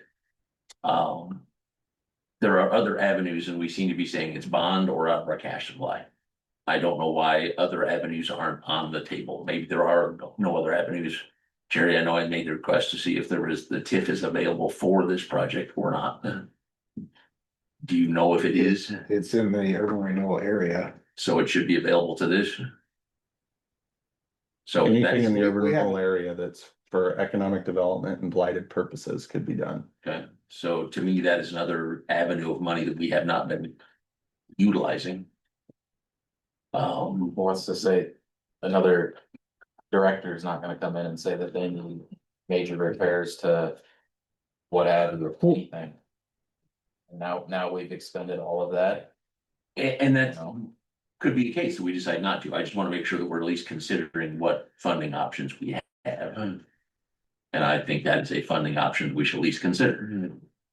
That's money we have not collected, that's not shown in our budget At the end anywhere. of the day, we're going back to our project, but didn't have a majority. I think as a council, if you put the council hat on. The project. The huge project didn't pass with a supermajority. Correct. So to try to substitute, to offer a money that we have readily available makes sense to me. Looking at other potential sources that we don't really have and we don't know what those dollar amounts even might be is promising something in the future that I don't think we can deliver. And if we do, we're taking that away from other things that would ultimately raise property tax to get those other projects done. And if we're gonna raise property tax because we gave 1.6 million to a project that didn't have a supermajority, but we end up raising property taxes on the other end, I would rather just be forthright and go for the 1.6 million and raise property tax for those individuals that wanna use it. Raise the property tax to cover it, rather than betting on money that we don't have. That's why I go back, I know you don't wanna do a bond. But the last time I voted, I was voting on a 2-story. Thing on Main Street, I wasn't voting on this particular project. I don't think the public has had a chance to look at this particular project. And say yes or no to it. You mean the changes that we made since. Yes. Yeah, to a 1-story. She said. I guess I'm concerned on the TIF. How come we're saying that that's money that we've never been aware of that, which is the poor management on our part. And now we're saying that if we give it to this project, that's money that we're robbing from somewhere else. Well, We don't know very amazingly, We've never had a CIP. What's that? The argument could be made, we've never had a CIP to where we could execute those funds.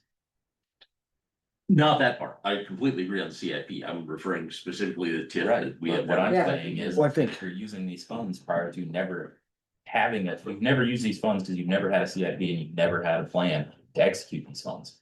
Right? We weren't even aware of them. Right, Which is that's hard. what I'm saying, but now we have a CIP, we've got millions of dollars on a CIP. that we don't know how we're gonna fund them anyways. There's no shortage So of why are money. we gonna spend money on There's no- something we know we can't afford? There's no, We've got millions of dollars on the docket. We did present this as one of our priorities. So I guess that's the reason they were still considering. And we tried to make something work, but what we can give is not enough. I don't know how to do it if we can't afford it. I think one of the concerns I have about the TIF and like making sure we get some of our arms around it and like being careful about multi-year pledge. And I mean, for the record, right, I invited you to the meeting where the discovery occurred and you sat at the table with the Right. financial planner Yep. and me and Jerry. Yep.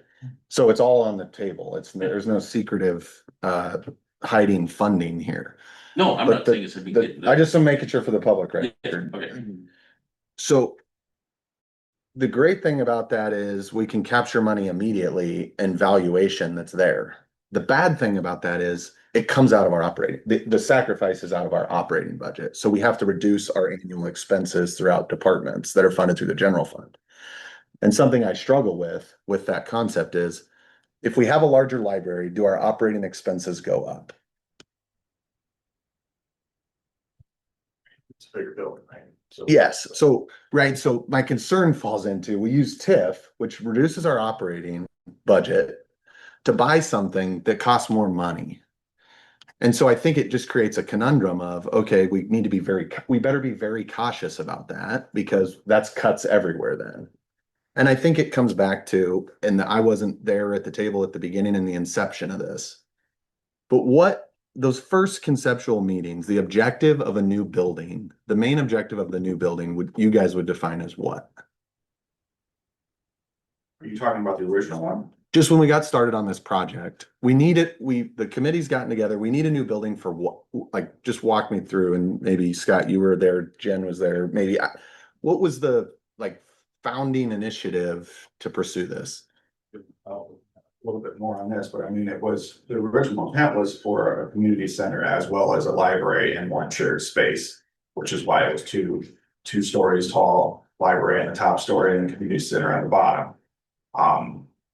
That was the original one. It failed and then costs went up. So there was revisions to it to make it smaller so that we could try to make it more affordable because the original plan was 5.8 million. And now We're chasing it, yeah. So the last one that we put in the April one was enough to have community space of about 1,800 square feet, which is about the equivalent of the log cabin space, right? Yeah. And so now the intent is it's a library with community space that's open that would be separate from the library so that it could still be used after library hours by the community, but it also would be space available for programming for the library within the facility. Multifunctional, yeah. Yeah. So does an expanded square footage of the library, is that in pursuit of expanding the number of attendees for programs? Well, that would be, I mean, Jen can answer that one more specifically, but that's, I mean, right now they have to leave the library many times because they don't have space for it. So yes, the space would be separate from the library. The programming would take place in the community space area and you would still have the library separate from that. So we would increase the number of attendees at programming. Within the library itself. I mean, if you even look at, that's one of the things that we talked about in the April meeting was that our numbers haven't changed much from yearly door count, but that's because a lot of the activities now take place outside the library because they can't. Yeah.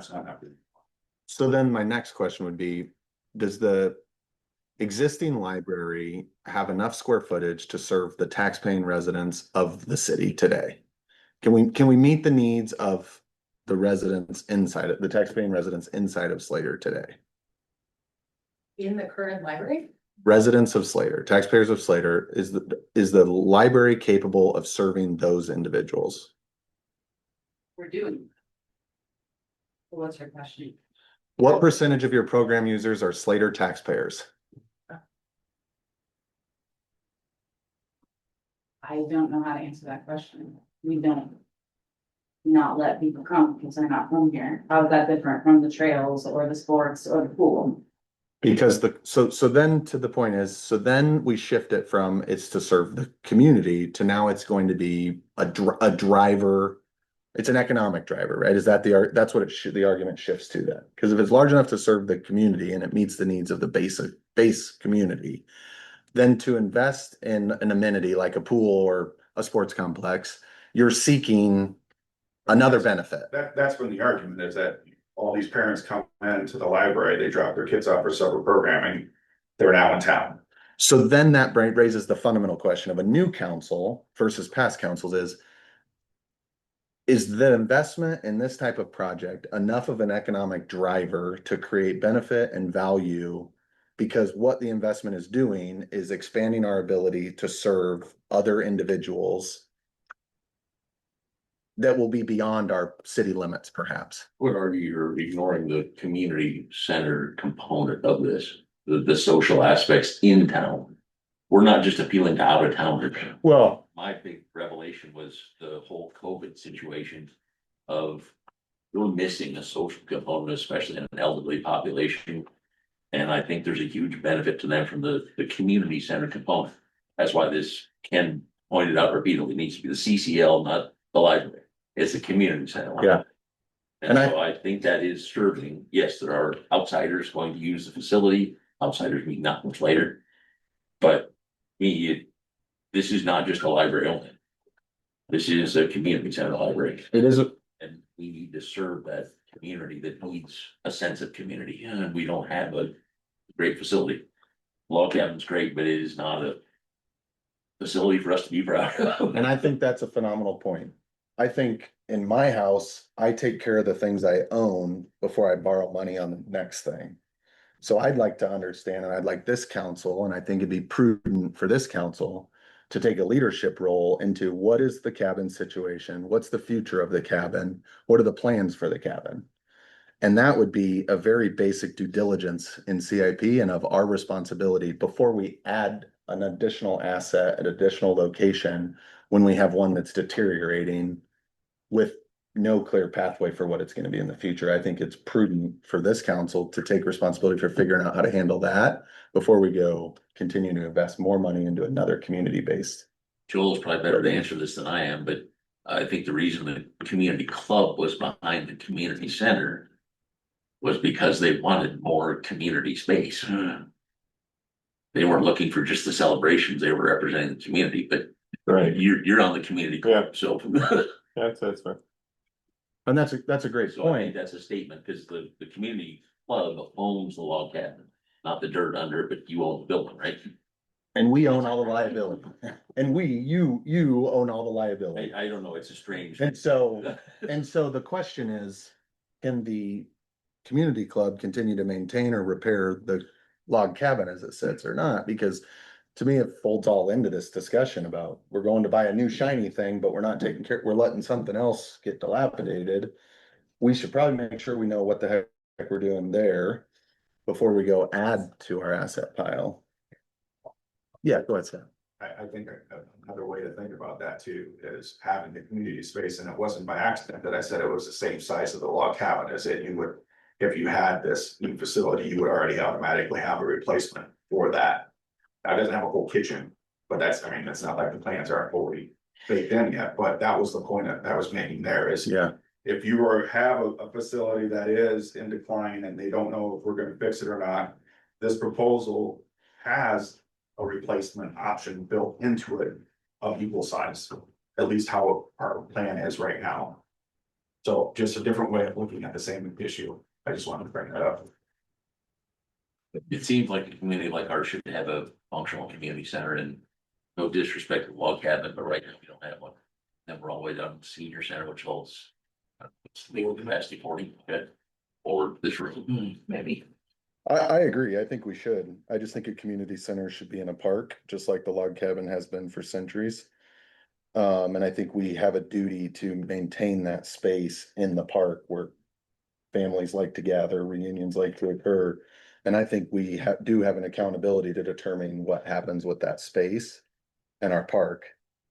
And I thought when this group met that there would maybe be consideration to an alternative location, an alternative building style that could maybe be more of a compromise on what the actual building or plan is, more so than where we're at our charter wasn't real clear. I wasn't real clear on what it was, so I'll take some of the blame for that. Yeah, There was expectations to talk about different sites. I don't think that was ever. the discussion, what's happened is the project has been designed, developed and controlled by a committee that was established by the past city council. The budget has outpaced that. And we're holding to a design that, in my opinion, stays unaffordable. So the goal was to bring 2 council members with 2 representatives from each location to analyze what can actually get done to move forward.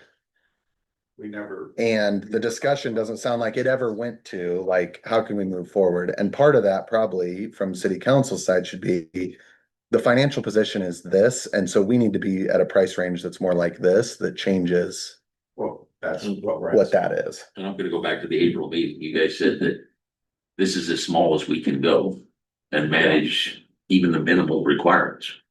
So I guess that was implied, I guess, from the April meeting when they said we shrunk it to the most we can, or we can't do this scale.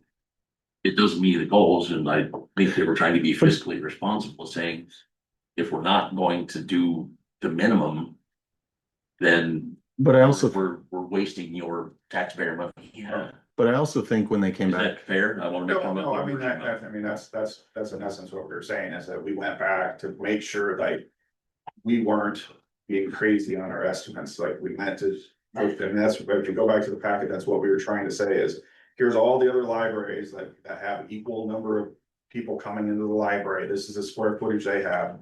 Every library is adding community space, so this is a very common practice now, because libraries are very different. They're not just libraries anymore. They're more of a place for the community to come into. So we did all that, and Jen did go through and make sure that the square footage. We had an assessment done years ago that said that the number, and she was still comfortable with the number, even though the city's grown some since then, but she was still comfortable with the number. So that was all part of that April. Yeah. To talk through all the research that we did and tried to present it to you at that point in time. but at that point, you analyzed an alternative. We looked through. What we did was we looked at the current plot of land that it's on, the current library it's on. There was no other discussion of any alternative properties to put this on ever presented to us at all. Now, what the letter that the community sent was that the land that was donated, or the money that was donated to the city to buy the land, was intended to be used for the library. So that's where we've been focusing, because that's the one that was designated for the library. So that's where our focus has been. Yeah, I can speak firsthand that there was multiple committee meetings with the building committee where alternative sites were proposed to drive costs down. And the answer was, that's not what we're doing effectively. The collaboration to evolve the project from one site has never really existed in the discussion.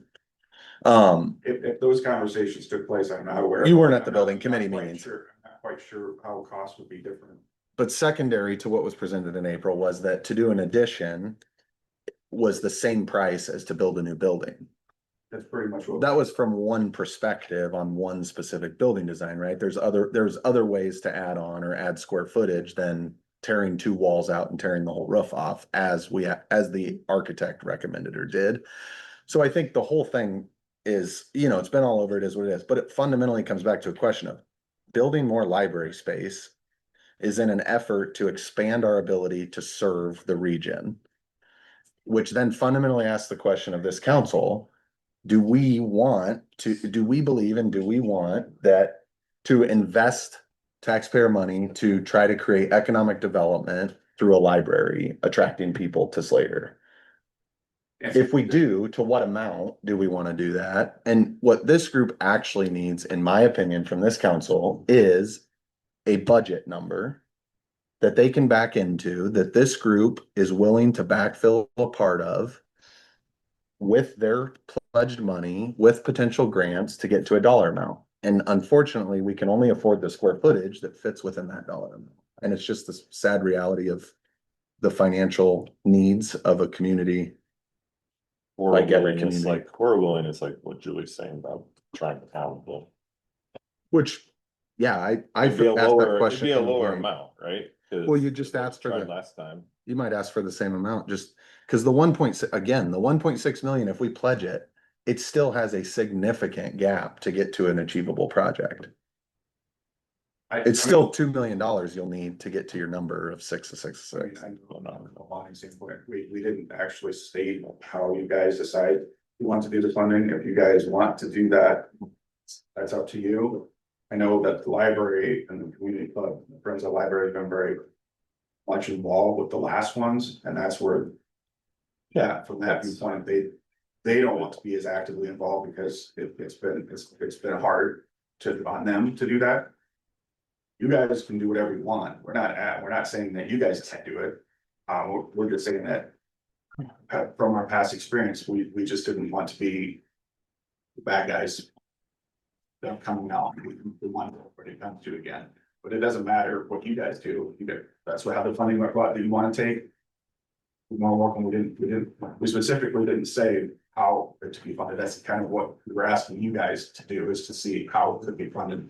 We don't know all the numbers, we can't know, we just know what we need to do to be able to move forward in the manner that we're structured right now.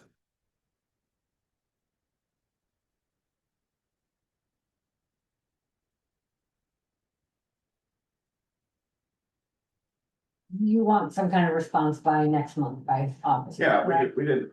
we weren't expecting like. Right. End of August, or I can't remember the date. They put August 31st in there. 31st. So as a council, we have some options. We have an option to figure out if there is a way to raise the 1.6 million as a council. We have a second option of, if not, what amount can we give? The other thing is, and I'm gonna use EMS as an example, sorry. The city, instead of investing, I mean, at some point, this becomes a city project, the city building. Do we just move this so that the city starts to spend the money on looking at a final plan with what you've given us, and do we actually get a bid? I mean, because we're still, on what it would cost to build that structure, and just the structure alone, knowing that the interior could be lots of things. And could be bid separately. I mean, do we start looking at it that way and see what the real numbers are that we're facing with the square footage? Hindsight 2020, I think what EMS has done has been an okay blueprint, because we've analyzed 3 different sites, And the city. 3 different building types, At this point, 3 different building types. fundraising money, the city can step up and start to pay for some of those fees moving forward. And I'm not a contractor, I don't know how all that stuff works, I don't know if you can get bids without at this stage. Plans. It's like, I just don't know if that's even possible to do, but if it is, and I don't know, I can't answer that Well, question. I don't know why we can't finalize some things so we can get some hard numbers. We also have EMS and street, right? And they could be bonded together. Our What? community project, could they be bonded No. together? No. EMS. EMS will have to be voted on if we go to bond it. It's not an The streets, the essential service. Yeah, but does it, EMS is so not. the EMS has to be. Bonded or paid for in It's not cash. But that's a super majority bond vote again, right? Yep. 60%. Or cash, And they would be General 2 separate corporate. bonds. You cannot put 2 facilities in the. unless they were one facility. Unless they were That's one super facility. See, and then, it's all done. I wanted to put everything in one big bond. Yeah, you can't, I got We that. can't, darn it. I understand that, but yeah, that's. And then spread the payments out. Like if we could do one large bond and spread everything out, Yeah, we can't, these would be we can't, phase so. 2 and phase 3. Can't, Can't. don't waste our time. We're better off to use that bonding in a way, I think, and PFM will continue to hopefully provide support and education, but most cities have a level borrowing rate, right? So they keep their debt service levy at a level rate. As debt gets paid off through the debt service levy, they roll into other essential based projects. So they fund some of those essential based projects by keeping the debt service levy equal and flat. So everybody as taxpayers have predictability in what their taxes are. And then these projects, require the 60% threshold that are, deemed non-essential, and they pass them. if it's got the supermajority, and they don't if it doesn't. And I think we've got a lot of them on our capital improvement plan that fall to the, you gotta get a supermajority or you gotta have cash to do them. And we have pathways to do all the infrastructure ones that we do, and we have accounts, water, sewer that has funds for, essential. We just have a lot of non-essential defined capital needs. And not enough money to do them without the community voting to support and bond and raise taxes for them. Well, Slater hasn't invested, the community hasn't invested in itself since we built the swimming pool. The wastewater treatment plant, you could argue. Before that, what I'd call an amenity. Yeah, It's been a long time because wastewater had to be done. The community didn't vote for that. The what? No, but that's just the major investment we've made. No, I agree, but I'm saying from a Right. voting perspective. yeah, from a voting perspective, we haven't, as a community, invested in ourselves for many, many years. Right.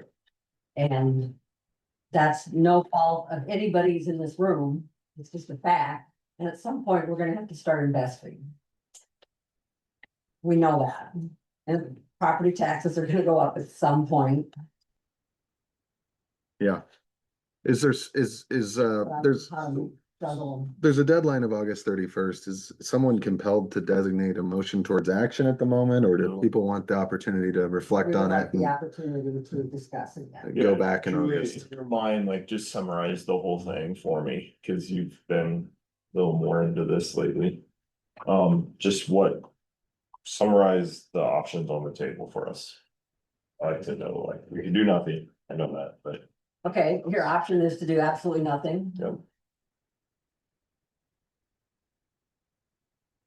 There's an option to add on, which. Is Okay, I is an don't- option, Okay, viable or not, Sure. okay, these are options. sure. The option is for us to find 1.6 million. Which takes all of our funds. Or this council says, yeah, we're gonna borrow money in the future to pay for it. Which a council can borrow money. You can pay regular high rates and borrow money. I don't think we can take, Lindsay, we can't take debt out against this project and skip the voters. Correct. They can reverse referendum if we Oh, borrow sorry. money against Okay, this into the yeah. future. We can pledge future revenues towards it. Okay. So we could pledge local sales tax for 8 years to get to 1.6 million roughly, or 7.5 No. years. We can, because that's a revenue, Oh, got it. Or, to my knowledge, right, Lindsay? Yep. decide what amount we can put and see if we can come up with a facility that is under budget, under the current budget. I just wanna consider for the next month. What else is there to consider? That's all, I just wanna know. The only hesitation I have there, I know Julie, you've been a fan of, saying let's do another bond. Is the bond cut off before our next council meeting? And before their. I mean, that's why we came here today, is just to get you the information now, so you had this much time. So I don't know what the I date wouldn't is. rush it. This council is seriously considering a bond this fall. We can't wait till the next week. I was thinking it was the end of August. I don't know, Jerry, Lindsay, you It's like get a- those deadlines. 5 or 6 month window or nothing, so. It's somewhere in August. Yeah. I think yeah, it is in August, and I thought it was the 31st. It has to be to County. the county, and I thought before that you had to publish a public hearing. And so even if we did that, we'd have to set a public hearing tonight for our intent to bond $1.6 million. But we are gonna talk about Lynn Street, R38 replacement. I can.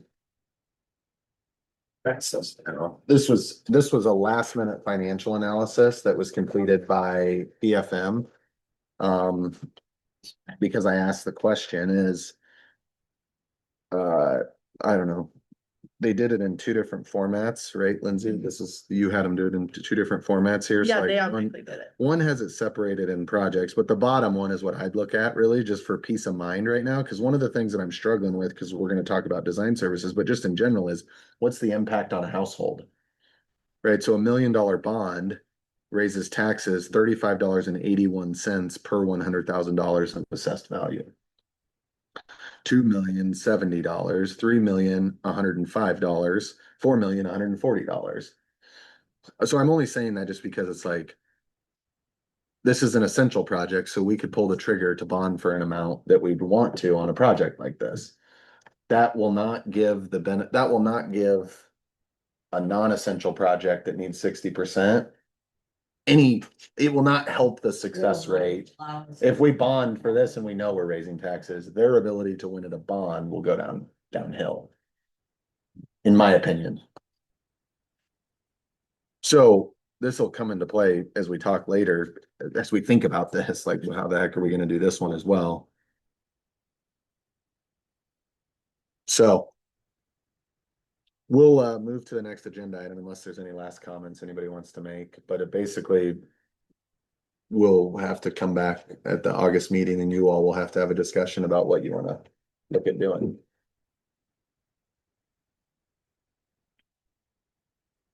I had a comment. Sure. I thought.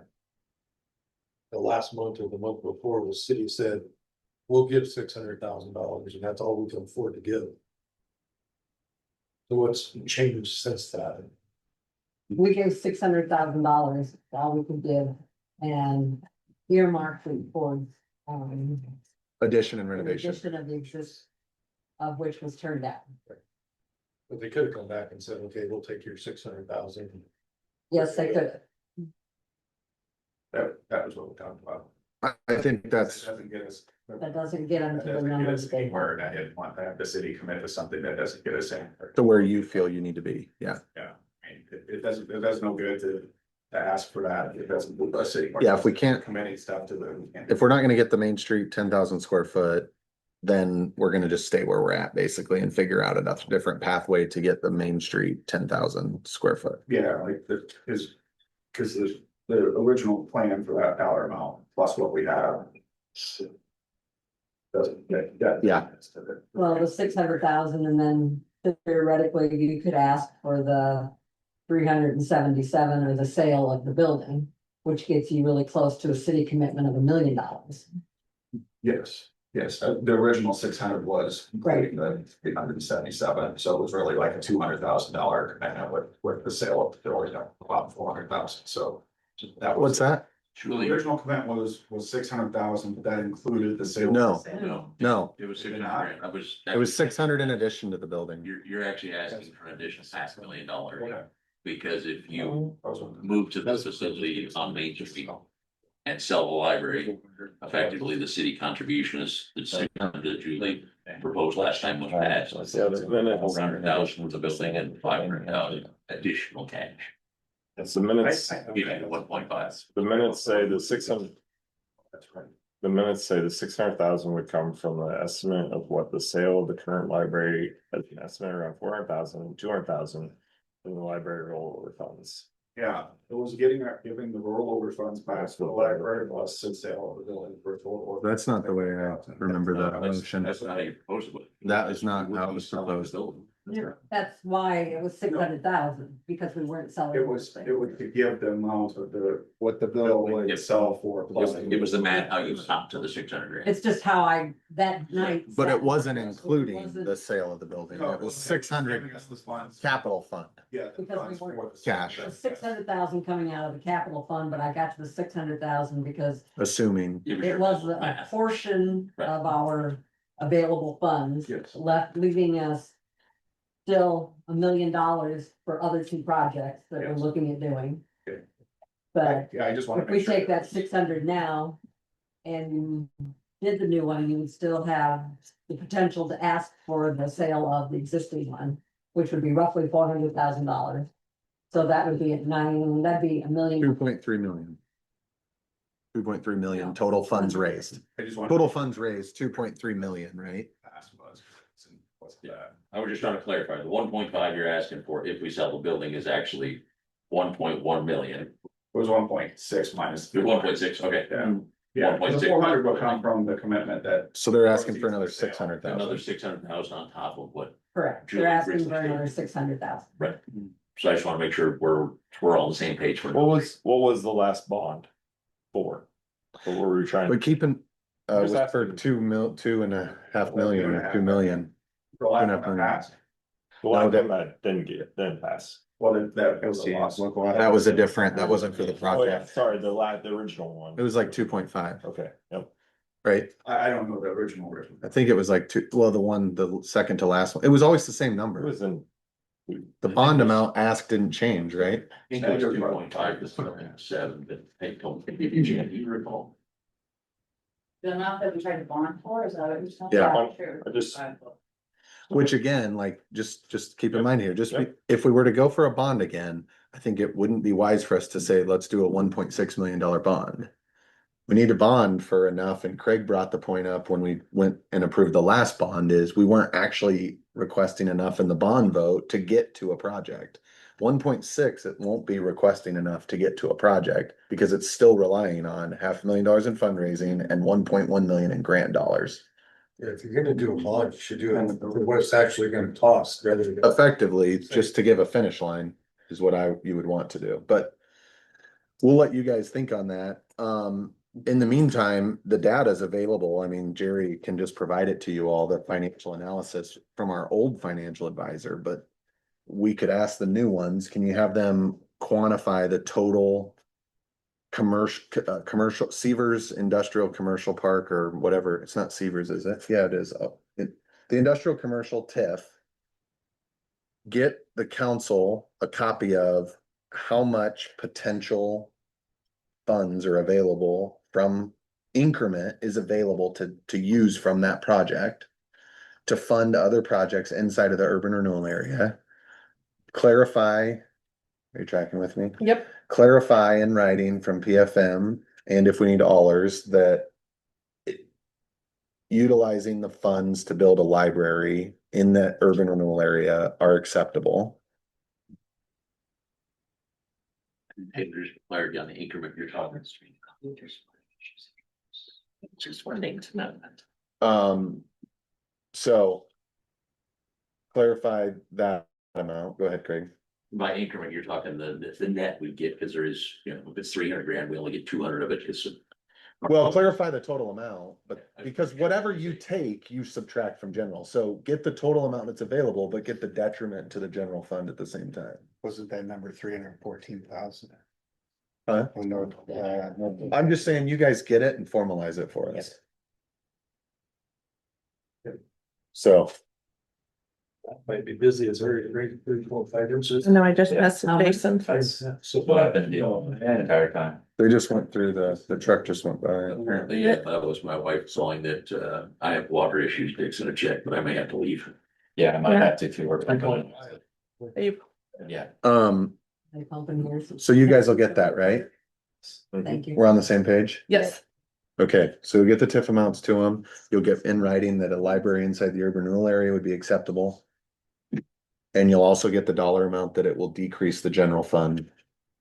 On a per year basis or whatever. Yep. I'm just gonna grab the phone quick, I'll. No problem. All right, we need to move on to the next topic here. And what we need to do there is discussion and consideration of I-80 power site plan. Is everybody good with I-80 power?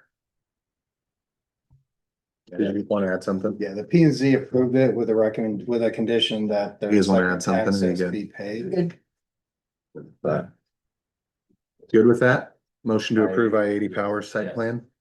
I made my comments at the P and Z. So you got a motion to approve Joel's first, your second? I'll second it.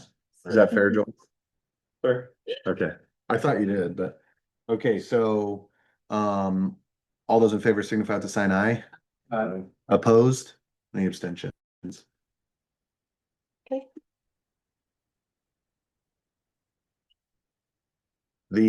I move to approve the hiring of Mark Esmond's part-time employee for weekend water and wastewater plant duties. How much? What rate? Oh, need a pay rate, man? His current rate is $43.54. Is, Can't pay them. And this would be to swing him on a weekly or the If he weekend could. rotation, like. With the other 2 hours staff. once a month. 2 hours per day, So 4 hours total. 4 hours. And we've got money in the budget to pay for this. 3.5 inches. I would recommend that he shouldn't make more than Jason, for instance, just as a part-time employee. Just throw the number out. Yeah, Uh, Dorney 23. 29, I think, Jason. yeah, You also need to make it worth his while to give up a weekend to do it. well, it's fair. Yeah, Well, and his experience level too, I mean, that, yeah. Ultimately, he's also not making the considered. decisions that Zach is. I think. it's No, he fair shouldn't to make pay more him than the Zach. Same amount. Yep. Zach obviously is at 36.14, Jason's at 29. Corey, Fleener's at 24.47. According to what we recently passed. So along those numbers from 24 to 36. Are what you do good for sound is fair? 36? That sounds like a lot for a part-time. This is an interim thing, correct? This is not a forever deal, or is this a forever deal? For like 3 to 4 years. 3-4 years. yeah, he would definitely be a part-time employee. $36 an hour and 4 hours a weekend, what's that? 72. $240. And it's only a month, That's once a month. once a month, No, wait, $120. once a month. Once a month. And it relieves the other staff getting Yeah. the weekend off. Yep. Is he gonna stay on the on-call? Is this I just? don't think this is just That's specific to okay. working in the plant, doing the weekend. So there's still somebody that we have to pay if there's an on-call response. They have a rotation, but I don't think he was. No, I think he would be a part of that if needed. He's taking the calls as well. I believe he was on call for 4 weeks. So he's taking the Yeah. calls and definitely willing to pay him more. Yeah, I don't know what you're saying, I don't know what knowledge you All have. of us out back with Slater is running in my backyard and flooding my house. So I'm gonna see if I can turn it. from the staff meeting, Zach was saying that when I come him on call on that. There's no storm gauge on south side, so they'll run down. Instead of. Partial Yeah. my backyard. Every 3 weeks. Their workload, everything. Or I'm speaking out of. Yeah, I don't know. That's what Yeah, I think primarily just to Yeah, I work on think- weekends, but I'm gonna go survey on Facebook. And Okay.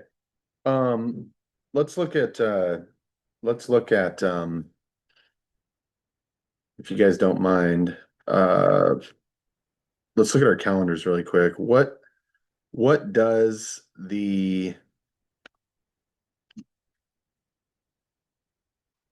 what does August 3rd look like for everybody? What does August 3rd look like? I am not. First Monday. Okay. What about? August 3rd doesn't work. What about July 31st? Okay, what about, sorry, it's county friendly. what about July 27th?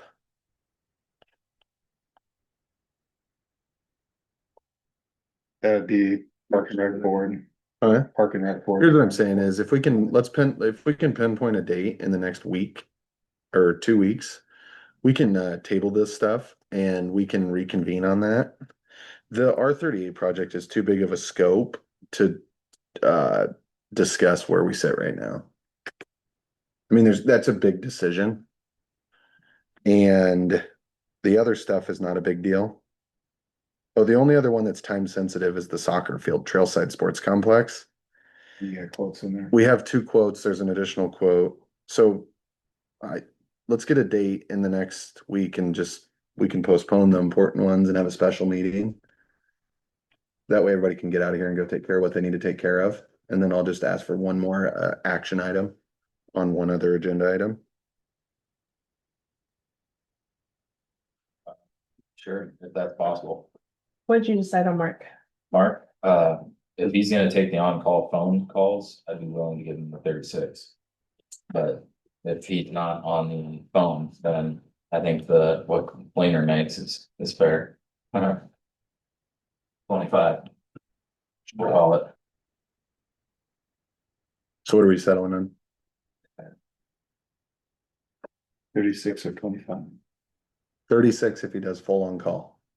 36 full on call. Okay. Do we have a second? Second, All right, all those in favor signify by sign aye. Aye. Opposed? Any abstentions? Okay. So that's good to go. The 27th, July 27th, you got Park and Rec at what time? Does 6 o'clock work for the group on the 27th? Jerry, we'll just, Oh, they have to go quick. They No. usually, They'll have to well, go I'm just saying. It'll just have to be done by the 6th. quick. They can go back there and meet. Does that work for everybody? Fine, as long as it's just this stuff and not. It's the leftover. another 2 to 3 hours. Yes. Is that good for you? Julie, can you make that work? Yes, Can you make that work, Russ? Okay, so I want to ask for one more thing. So here's the deal. This is the way we have to do this. I'm sorry. I need a motion to table option or K. Motion to table K. You can do KLM I, Those are and K? it's all together. Yeah. We just got input on. Hold on, Julie. those orders. KLMN, motion to KLMN table. Motion to table KL and then. Second. All those in favor signify with aye. Aye. Opposed? Any abstentions? Good if we could. Oh, this never got seeded. The water runoff has continued to make that field now unlevel to the point where seeding it is seeding an unlevel spot. There's a lot of reasons we could go into as to why that's there, but we have two quotes, one for 28,000 and one for 25,000. RJ Golf and Turf Sports is who's helped us with the Nighthawk field. This would have them laser grading it, seeding it, and fertilizing to get the grass put. They have to, apparently, the best time to seed is like the second week in August, over 5 days or 7 days. Does that work? Or is there's, I'm good with it. it'll come out of the capital fund? That motion. I'll motion it. Can we get a second? Second. All those in favor signify with the sign aye. Aye. Opposed? Okay. Now can I have a motion? because it may be a perceived Abstain. perception that there's an interest, but there's Yeah. no. Financial interest, yep. Got it. For me at all. P and Q, let's do actually, let me just tell you about P. P was the road projects that just got done recently. I've sent you guys an email on that. Are we all good there? Yes. It's done. Q, motion to table till the 27th. Second. We, All right. and Newman. The council reflection I'm gonna have on agendas moving forward, it's a chance for us to just debrief and know any action items or agenda items we wanna see in the future. This is to help Jerry, Lindsay and I build the agendas. Motion to adjourn. Motion. Second. All those in favor signify with aye. Aye. Opposed? Any abstentions? 8:36. 8:36. 8:38. 8:38. Jerry, Lindsay, Here early. Jerry, Lindsay, you guys have the items. We only did half. Done, we'll meet on the 27th to You have finalize to it. say Still on the meeting. that next meeting, you have to time that and put it together.